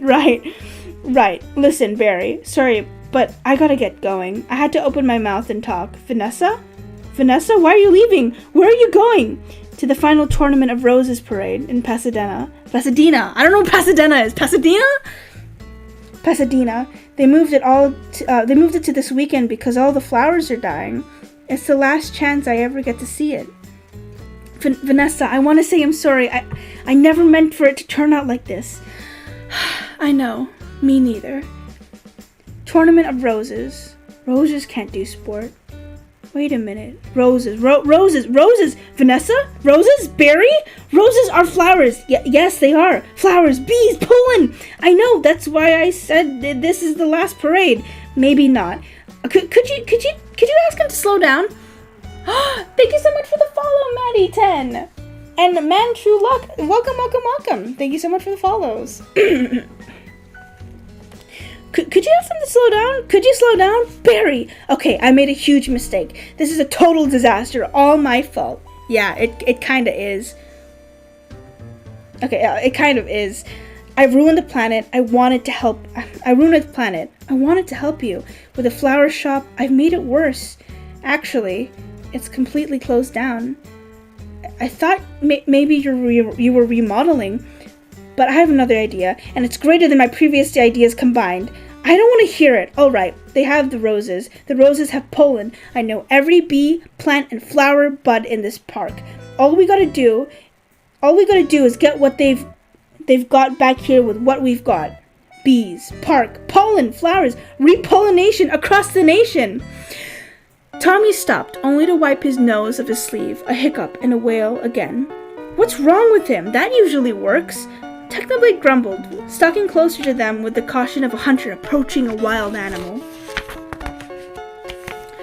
Welcome to the world of Big Brotherhood, Wilbur replied bitterly, still wiping gently at Tommy's face. We hope you enjoy your stay, but most likely you will suffer. Technoblade came to kneel beside Wilbur. Tommy, Technoblade demanded, that is very irritating what you are doing. Please quiet down. Tommy responded by crying louder. Oh, for the love of... What will it take for you to shut up? I'll do anything at this point. The crying stopped immediately. Oh, gods. Wilbur put his face in his hands. You're not supposed to say that, Techno. You're never supposed to say that. What? Technoblade demanded, panic seeping through his voice for the first time since Wilbur met him. What did I do? What the hell did I do? Tommy sniffled. You'll do anything, right? Realization dawned on Technoblade's face. Well, not anything per se. Tommy's eyes began to water once more. Okay. Technoblade ran his hands across his face in frustration. Fine. One thing, and you'll shut up forever. Forever. I want to braid your hair, Tommy said at once. Technoblade blinked. What? What? Wilbur echoed. You once got me to let you ride me like a pony across the castle, and you asked him to let you braid his hair? Tommy nodded with the solemnity of a judge announcing someone's death sentence. Wilbur and Technoblade exchanged glances. Technoblade, one of bewilderment, and Wilbur, one of utmost betrayal. That was how they found themselves wasting the morning away, sitting together on the damp grass. Wilbur leaned back on his hands and raised his face to the sun, letting the light settle against his skin. He could hear Tommy scurrying around, gathering flowers as a spring breeze blew through the garden. For a moment, all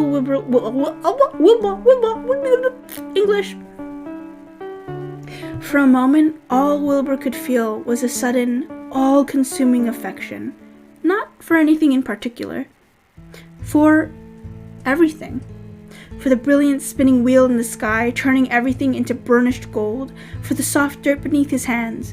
For the air in his lungs and the pollen on his tongue. For the distant sound of his brother's footsteps. For the boy sitting beside him that, against all odds, Wilbur found he might actually like beyond mere tolerance. For the levity that had started to chase away the more exhausting thoughts. He cracked one eye open and found Technoblade staring at him again, with an all-too-serious look. "What?" Wilbur asked. "Can the man be glad that he's not getting tossed around for one morning?" "Let's turn the page." "Also, Snowdrop, you don't get any context. As a treat, no context for you. Kind of funny." Technoblade scoffed. "Don't discredit my teaching skills like that. You've been getting tossed around less and less these days." Was that meant to be a compliment? None of my compliments will ever be meant. They will be passive-aggressive at best, openly hostile at worst. "Oh, of course, we have to pry the positive affirmation from your dead cold hands, is that it?" "Only way you'll earn it," Technoblade confirmed. They went silent as another breeze blew past them, blowing past Technoblade's unbound hair across his face. Then, before Wilbur could think twice about it, he said, "What did you mean before, when you told Father about our tutoring lessons were a distraction?" "A distraction from what?" Technoblade's expression darkened for a fraction of a second before he schooled it into a careful neutrality. He shrugged nonchalantly. "Well, growing boy like you're meant to have hobbies beyond whatever you're doing before." "I read," Wilbur said, "and played music. That was a sufficient distraction, I think." "Not according to Philza." "Why do you talk like that, by the way?" Wilbur shifted to look Technoblade squarely in the eyes. "You call the king Philza, which I can excuse you because you're, you, but Father also calls you an old friend, and I've asked Mother, because Father tells Mother everything, but she'd never heard of you before. And you all these things, and you know all these things about weapons and warfare. Warfare. Far too much. You're from a kingdom that has enjoyed peace for decades, Princeling," Technoblade said, with a world's worth of exhaustion in his voice. "Beyond these walls, it's different. Knowing war young is not entirely uncommon. Kids just grow faster out there. They have to." Wilbur took fistfuls of grass and threw it at Technoblade's face. Technoblade, unamused, simply blew the grass from his face. "Very mature, Your Highness," Technoblade said dryly. "You're being all sad again," Wilbur muttered. Pulling his knees up to his chin, he looked up as Tommy came toddling towards them, his arms burst of color. Yellow allostromeras, white daisies, purple malvas, and freesias, the colors of Technoblade's hair. "Oh, gods," Technoblade groaned as Tommy dumped his collection before them proudly. Tommy grinned as he kneeled behind Technoblade. "Dad used to braid Mom's hair all the time, before she got tired. He taught me how." "Two of them, 2 blades." Technoblade turns towards Wilbur. Turned towards Wilbur. "Should I be worried?" "Very," Wilbur said sagely. "At least he doesn't have scissors this time," he added, recalling a particularly incensed butler who foolishly offered himself to be Tommy's training dummy last year and ended up with less hair than he bargained for. Tommy turned Technoblade's head away from Wilbur. "Hold still," he ordered, beginning to take handfuls of Technoblade's hair, tugging them into place. "Ow!" Technoblade said after a particularly harsh pull. "Sorry," Tommy said cheerfully, and began to braid in earnest. Wilbur sat back and watched them in silence, his ferocious tutor and his even more ferocious younger brother. The sunlight seemed to catch the tangles of Tommy's hair, making it shine like a golden halo. Wilbur had never seen anyone as focused as Tommy was in that moment, working through Technoblade's hair, pausing only to debate on what flowers should go where. And Technoblade, for his part, did not move at all. "What happened to Sunny? Sunny is Sunny. What happened to you, Sunny? 2 of them? Sunny? Sunny, are you still with us? Are you still with us, Sunny? I miss Sunny. Wow, wow, wee, wow." Also, Sunny is sunny. Ooh, yikes. That's kind of cringe. Anyway, I'm joking. Slash try. Wilbur sat down and, what was I up to? Or let out so much as a word of complaint, even when Tommy took time to educate them all on what exactly each flower meant. I could write a song about this, Wilbur mused, and then marveled at the thought. It was as if a block he'd been carrying for years lifted, and his art was now inches away from his hand. If only he'd brought his guitar with him today.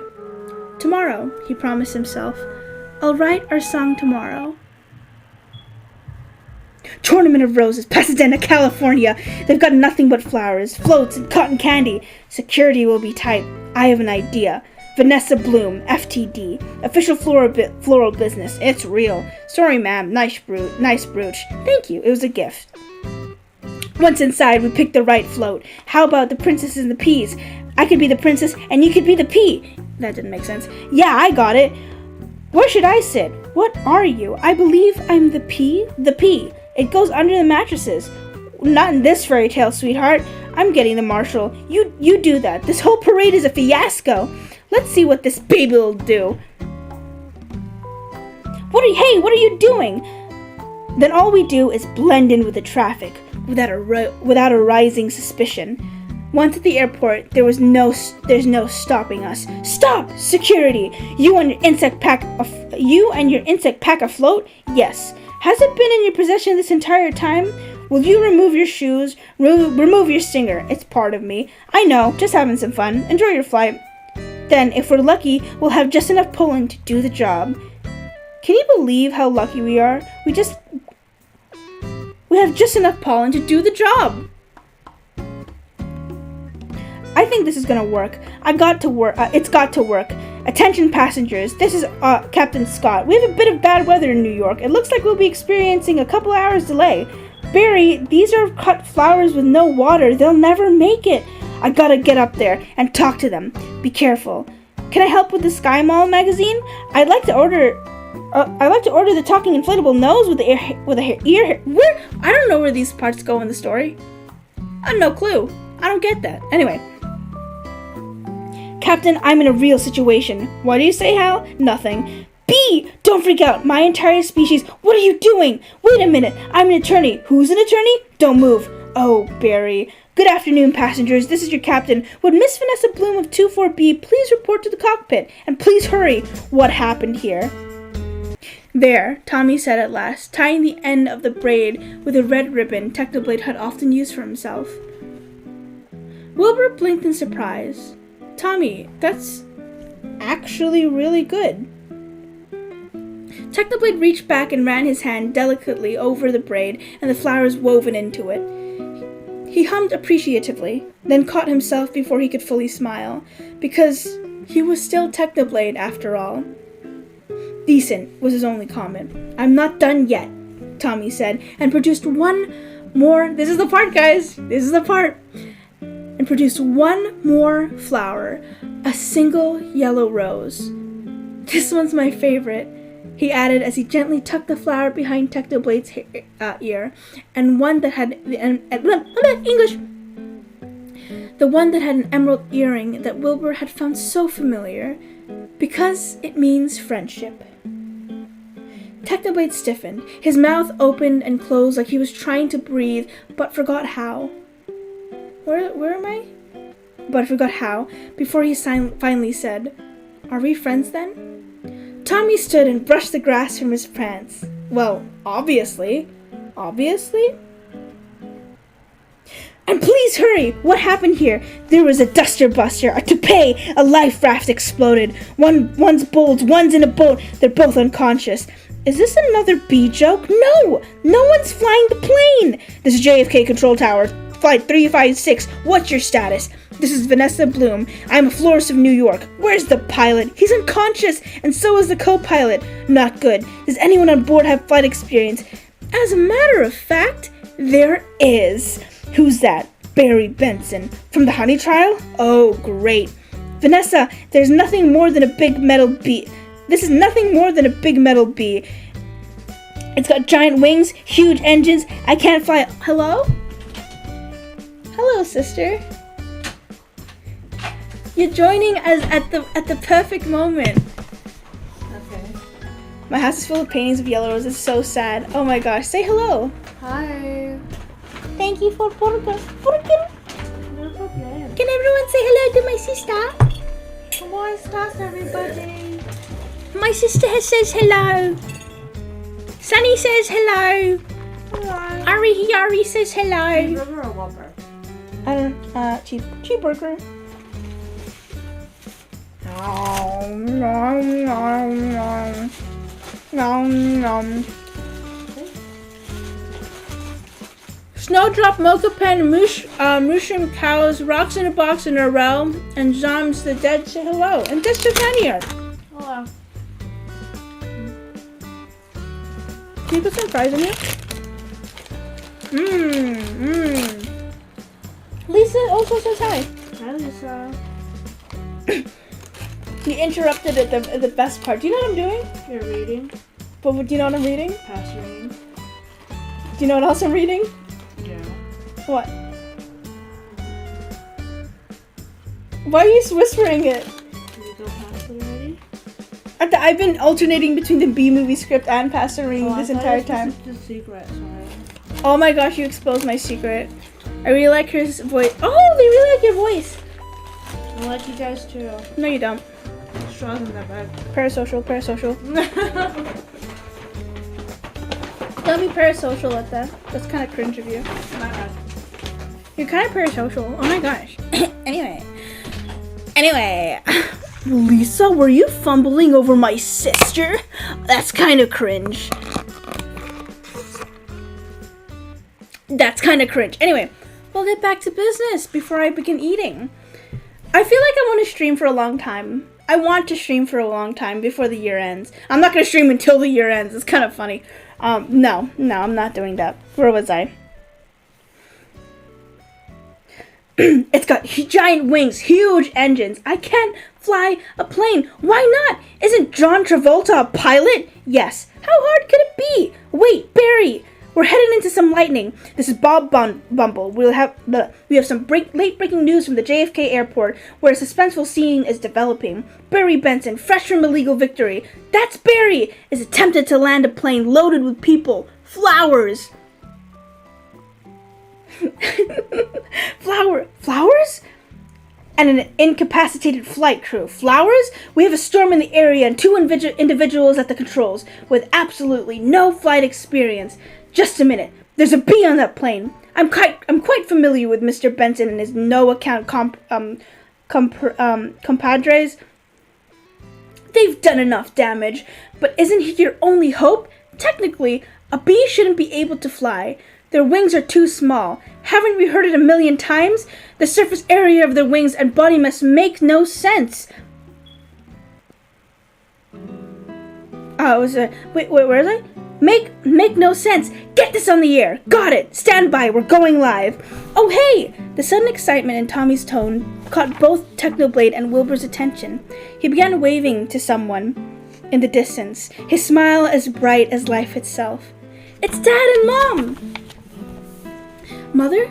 Wilbur was on his feet at once, his heart hammering in his chest like a moth set aflame. Sure enough, there was Mother. Out in the sun once more for the first time in over a year. Wilbur took in a shaky inhale, not daring to breathe again, as if the image before him would dissipate like smoke. Mother smiling at them as she walked arm in arm with Father through the gardens. Tommy ran as fast as his tiny legs could carry him and launched himself into their mother's waiting arms.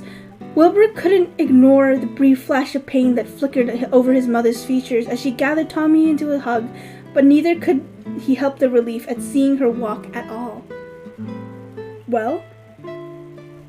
Technoblade said from behind him. Go ahead then. Wilbur turned to his tutor and, before Technoblade could protest, took him by his wrist and dragged him over to where Mother and Father were waiting. Father's smile was gentle and welcoming. gentle and welcoming, and Wilbur could almost forgive the sadness that remained in his eyes like a ghost hovering over the edges of celebration. Stand by, we're going... Oh! Sussy Susie! Sussy Susie, thank you so much for the follow! Welcome to the stream, and hello, not Rosie. I haven't watched your streams in so long. It's all good. No one was ready for what was happening today. No one would have been ready for what happens today. No one at all. Not a single person was ready for what was going... I just burped. What was going to happen today. Stand by, we're going live. The way we work may be a mystery to you. Making honey takes a lot of bees, doing a lot of small jobs. But let me tell you about a small job. If you do it well, it makes a big difference. More than we realize. To us, to everyone. That's why I want to get the bees back to working together. That's the bee way. We're not made of jello. We get behind a fellow. Black and yellow, hello, left, right, down, hover, forget hover. This isn't so hard. Beep, beep. Barry, what happened? Wait, I think we were in autopilot the whole time. That may have been helping me. And now we're not. So it turns out I cannot fly a plane. All of you, let's get behind this fellow. Move it out. Move out. Our only chance is if I do what I do, you copy me with wings. What? Copy me with the wings of this plane. You don't have to yell. I'm not yelling. We're in a lot of trouble. It's very hard to concentrate with your panicky tone in your voice. It's not a tone. I'm panicking. I can't do this. Vanessa, pull yourself together. You have to snap out of it. It's a pleasure to meet you, Your Majesty. Your sons have told me so much about you. Mother gave Technoblade a conspirational grin. Hi, Sunny! As she asked, and I trust all that they've said is in my favor, yes? Nothing about how sharp my tongue can be when I'm cranky. Oh, I assure you, they've painted you as nothing less than perfect. Technoblade glanced at Father. Although, Philza might have said a thing or two about your rigid standards of tea. Father chuckled. He pressed closer to Mother and Tommy, keeping an arm around Mother's waist, as if to steady her, as if to hold her together just a little longer. I told you that in confidence, Techno. Technoblade, Mother repeated. That's a rather odd name. I said the same thing, Tommy added brightly, always eager to be a part of the adults' conversation. Technoblade only shrugged, once again demonstrating a level... Oh! What? Oh! Did you just give birth? Sunny, excuse me, in the middle of book club? You gave birth in the middle of book club? Did you just...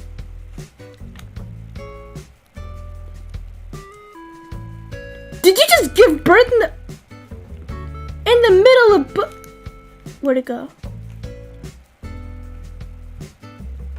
In the middle of book club. In front of the DNF present. In front of the DNF books. Excuse me, while I'm reading Passerine? Whoa.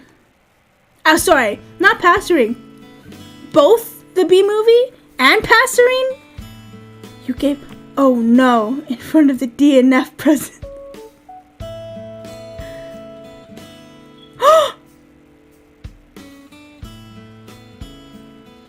What are we witnessing?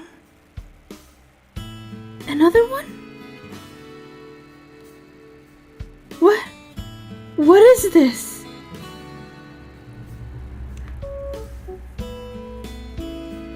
And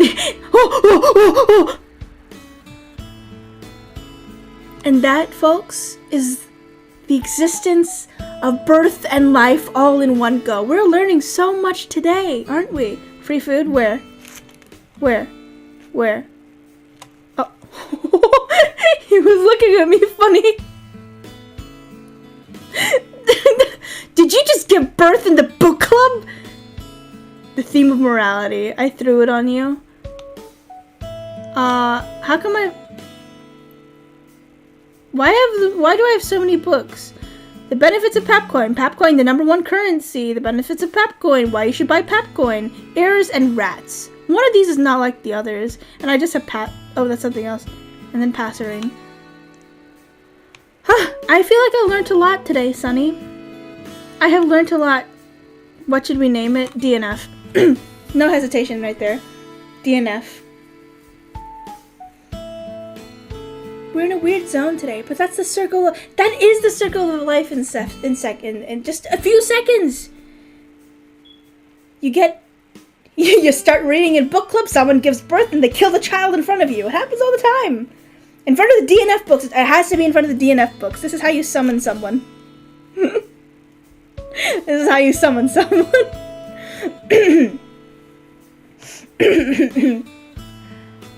Yes, yes, yes. So riveting. Let's go back. Let's continue. Technoblade only shrugged, once again demonstrating a level of civility that Wilbur would never have expected of the same man that would regularly combat the king's orders.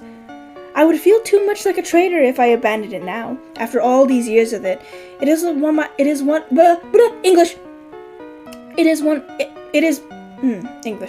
It is my one constant companion, more loyal than most. Loyalty is a rather precious gift, Mother sighed softly. She transferred Tommy to one arm and reached out with the other until she was cupping Technoblade's cheek. I do hope, my boy, she continued, her voice as tranquil as a still lake, that you will find the people you can trust more than your own name. You deserve that, and more, for all that you've done for my family. Technoblade blinked slowly at her. For once, struck speechless, Tommy giggled. Techno is blushing! I am not! Technoblade spat hotly. Okay, Technoblade spat hotly. Yes, you are, Tommy cooed, leaning back into his mother's arms, safe in the belief that she would never drop him. You so are. Tommy, don't torture the poor child, Mother said, even as she giggled to herself. Well, Father reached out and ruffled Wilbur's hair playfully. You look 100 miles away. Wilbur exhaled slowly. I'm just remembering. Remembering what? I can't do this! Vanessa, pull yourself together. You have to snap out of it. Snap out of it. You snap out of it. You snap out of it. You snap out of it. Hold on. Hold on. Wait, come on. It's my turn.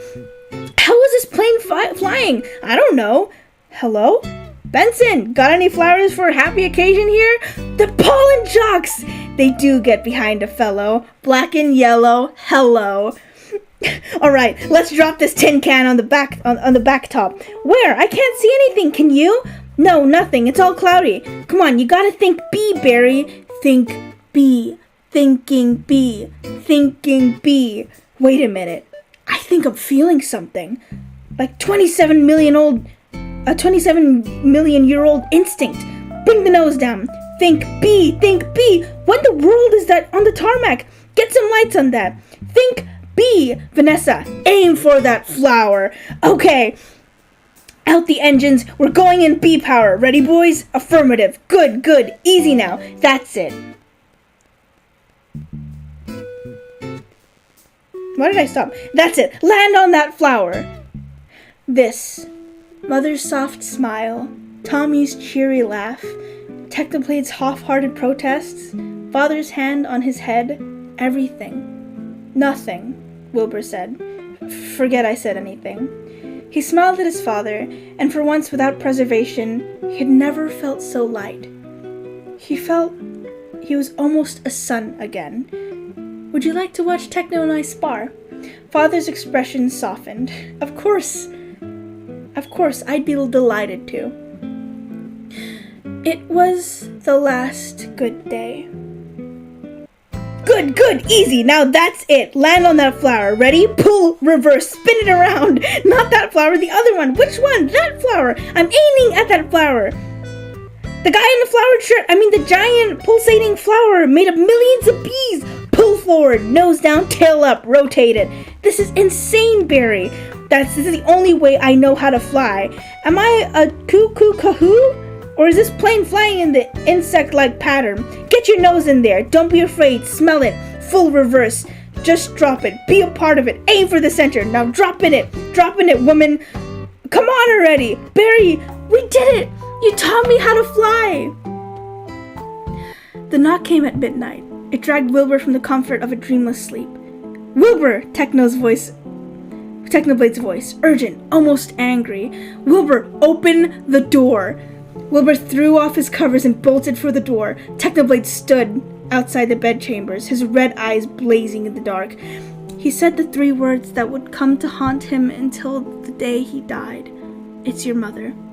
They ran through the castle, Wilbur, for the first time outpacing his tutor. They arrived at the long hallway that led to his parents' bedchambers, already choked with servants. Move, Technoblade demanded, his voice booming over the din. Move or I will make you.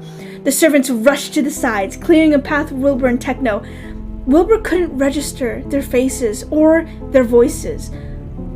All there was silence, until the worst sound Wilbur had ever heard, an anguished cry that made Wilbur's blood turn cold. Yeah, no, high five, right! Harry, Barry, it worked! Did you see the giant flower? What giant flower? Where? Of course I saw the flower! That was genius! Thank you, but we're not done yet. Listen, everyone. This runway is covered with the last pollen from the last flowers available anywhere on Earth. That means that this is our last chance. We're the only ones who can make honey, pollinate flowers, and dress like this. If we're going to survive as a species, this is our moment. What do you say? Are we going to be bees or just Museum of Natural History keychains? We are bees, keychains. Then follow me, accept keychain. Hold on, Barry. Here, you've earned this. Yeah, I'm pollen jock, and it's a perfect fit. All I gotta do are the sleeves. Oh yeah, that's our Barry. Mom, the bees are back. Tommy's here. He burst into the room and found his brother curled into a ball by the foot of a bed. The bed where his mother laid, sleeping. No, not sleeping. Not sleeping. Wilbur could not breathe. Tommy was still crying for their mother, for their father. Wilbur's eyes scanned the room, but there was no trace of the king, no trace of the man who had just lost his wife. Oh, okay, yeah, sorry. Sorry, I can't laugh. No laughing. Who had just lost his wife. Tommy. Technoblade pushed past Wilbur into the room. Wilbur could see him, could see it all, but it felt like watching someone else's life happen leagues under the sea. Everything happened too slowly, too distantly. Who hit me? Hi, Sunny. Hi, Sunny. Hello. I'm reading. Also, hi, Why Sonic. Thank you so much for the follow. Welcome to the worst stream of your life.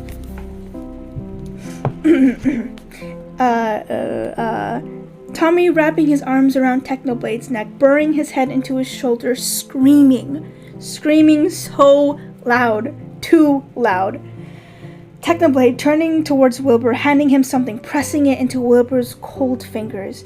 Wilbur looked down at his hands. It was a letter, crumpled, tear-stained by his own tears, he realized belatedly.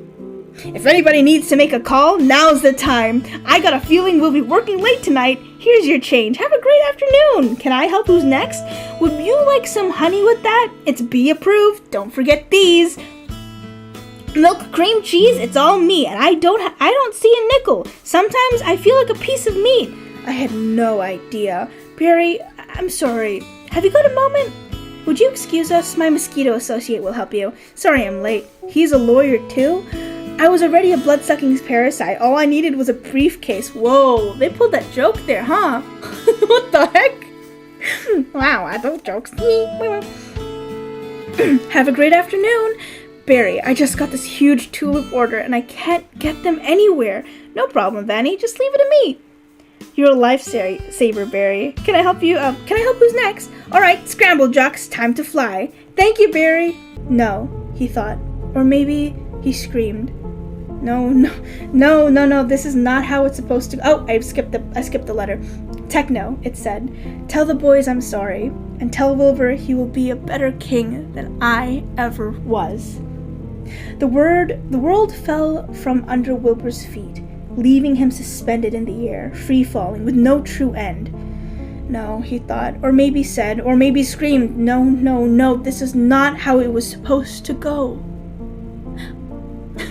Bye, Rosie. Oh, the voices said, but it's already happened. Father's gone, he said, not taking his eyes off from the letter. He left. Wilbur, Technoblade's voice rising above Tommy's agonized sobbing. What was that worry in the other boy's voice? Hello, Will with antlers. Hello, hello. Was that worry in the other boy's voice? I found the letter slipped under my door, and by the time I came here, it was too late. Your mother, she was... Your mother, she was gone. Also gone? The letter began to shake violently. Or, not the letter, Wilbur's hands. But she was just here. This morning she watched us spar. She was smiling. She was alive, Techno. This was inevitable. Wilbur clamped his hand over his ear. Shut up. It was meant to be. Go away. Wilbur fell to his knees, pressing his hands tighter and tighter to block out the sound. I thought I'd gotten rid of you. You said you were going to leave me alone. A sudden pain laced up Wilbur's arm, and he opened his eyes to find Technoblade leaning in front of his hand, an iron gripped around Wilbur's wrist. Tommy was gone. When did that happen? Hi, Ketsa! Oh my god! Oh no, Ketsa! I have to continue. And the silence he left behind was almost as bad as the screaming. Come back to me, Wilbur, Technoblade ordered. Who do you hear? You, Wilbur said haltingly. He was not for this act, not for the stage. And the voices. Where'd the music go? Where'd the music stop to? Excuse me. Okay, back to business. Hello, Sonny! Technoblade nodded, easing his grip on Wilbur's wrist. I can help you. No one can. Wilbur squeezed his eyes shut. Oh, hi Nicole. Hello.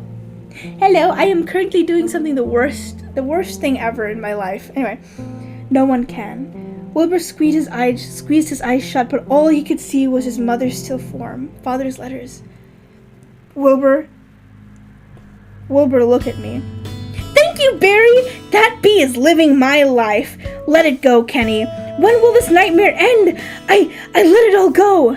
Beautiful day to fly. Sure is. Between you and me, I was dying to get out of the office. You have got to start thinking bee, my friend. Thinking bee? Me. Hold it. Let's just stop for a second. Hold it. I'm sorry. Everyone, can we stop here? That was all they did. Breathe in and out again. Technoblade's hand on his wrist and the sickly sweet smell of rotting flowers keeping him rooted to the ground, to the universe.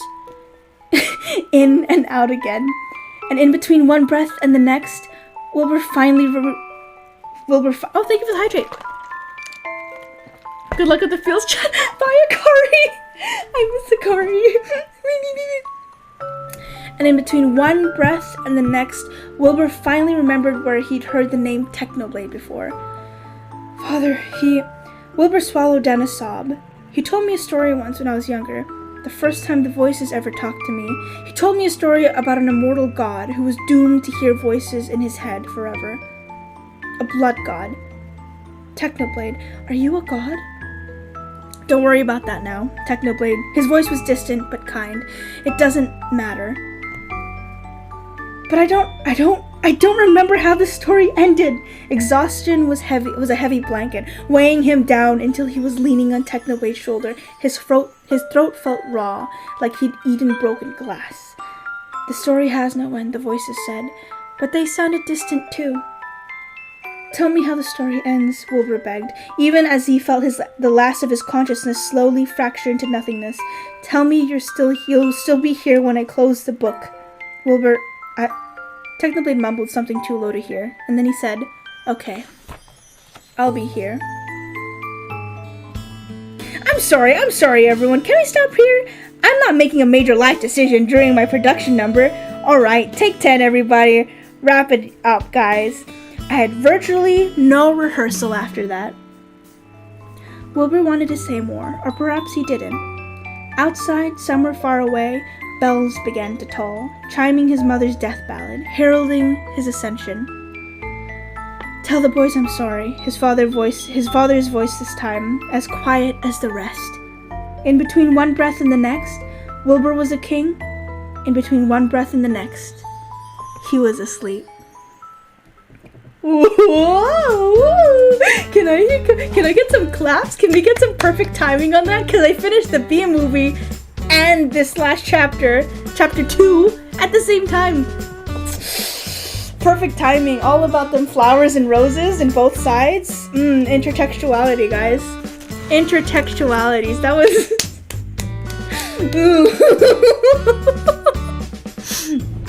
How are we feeling?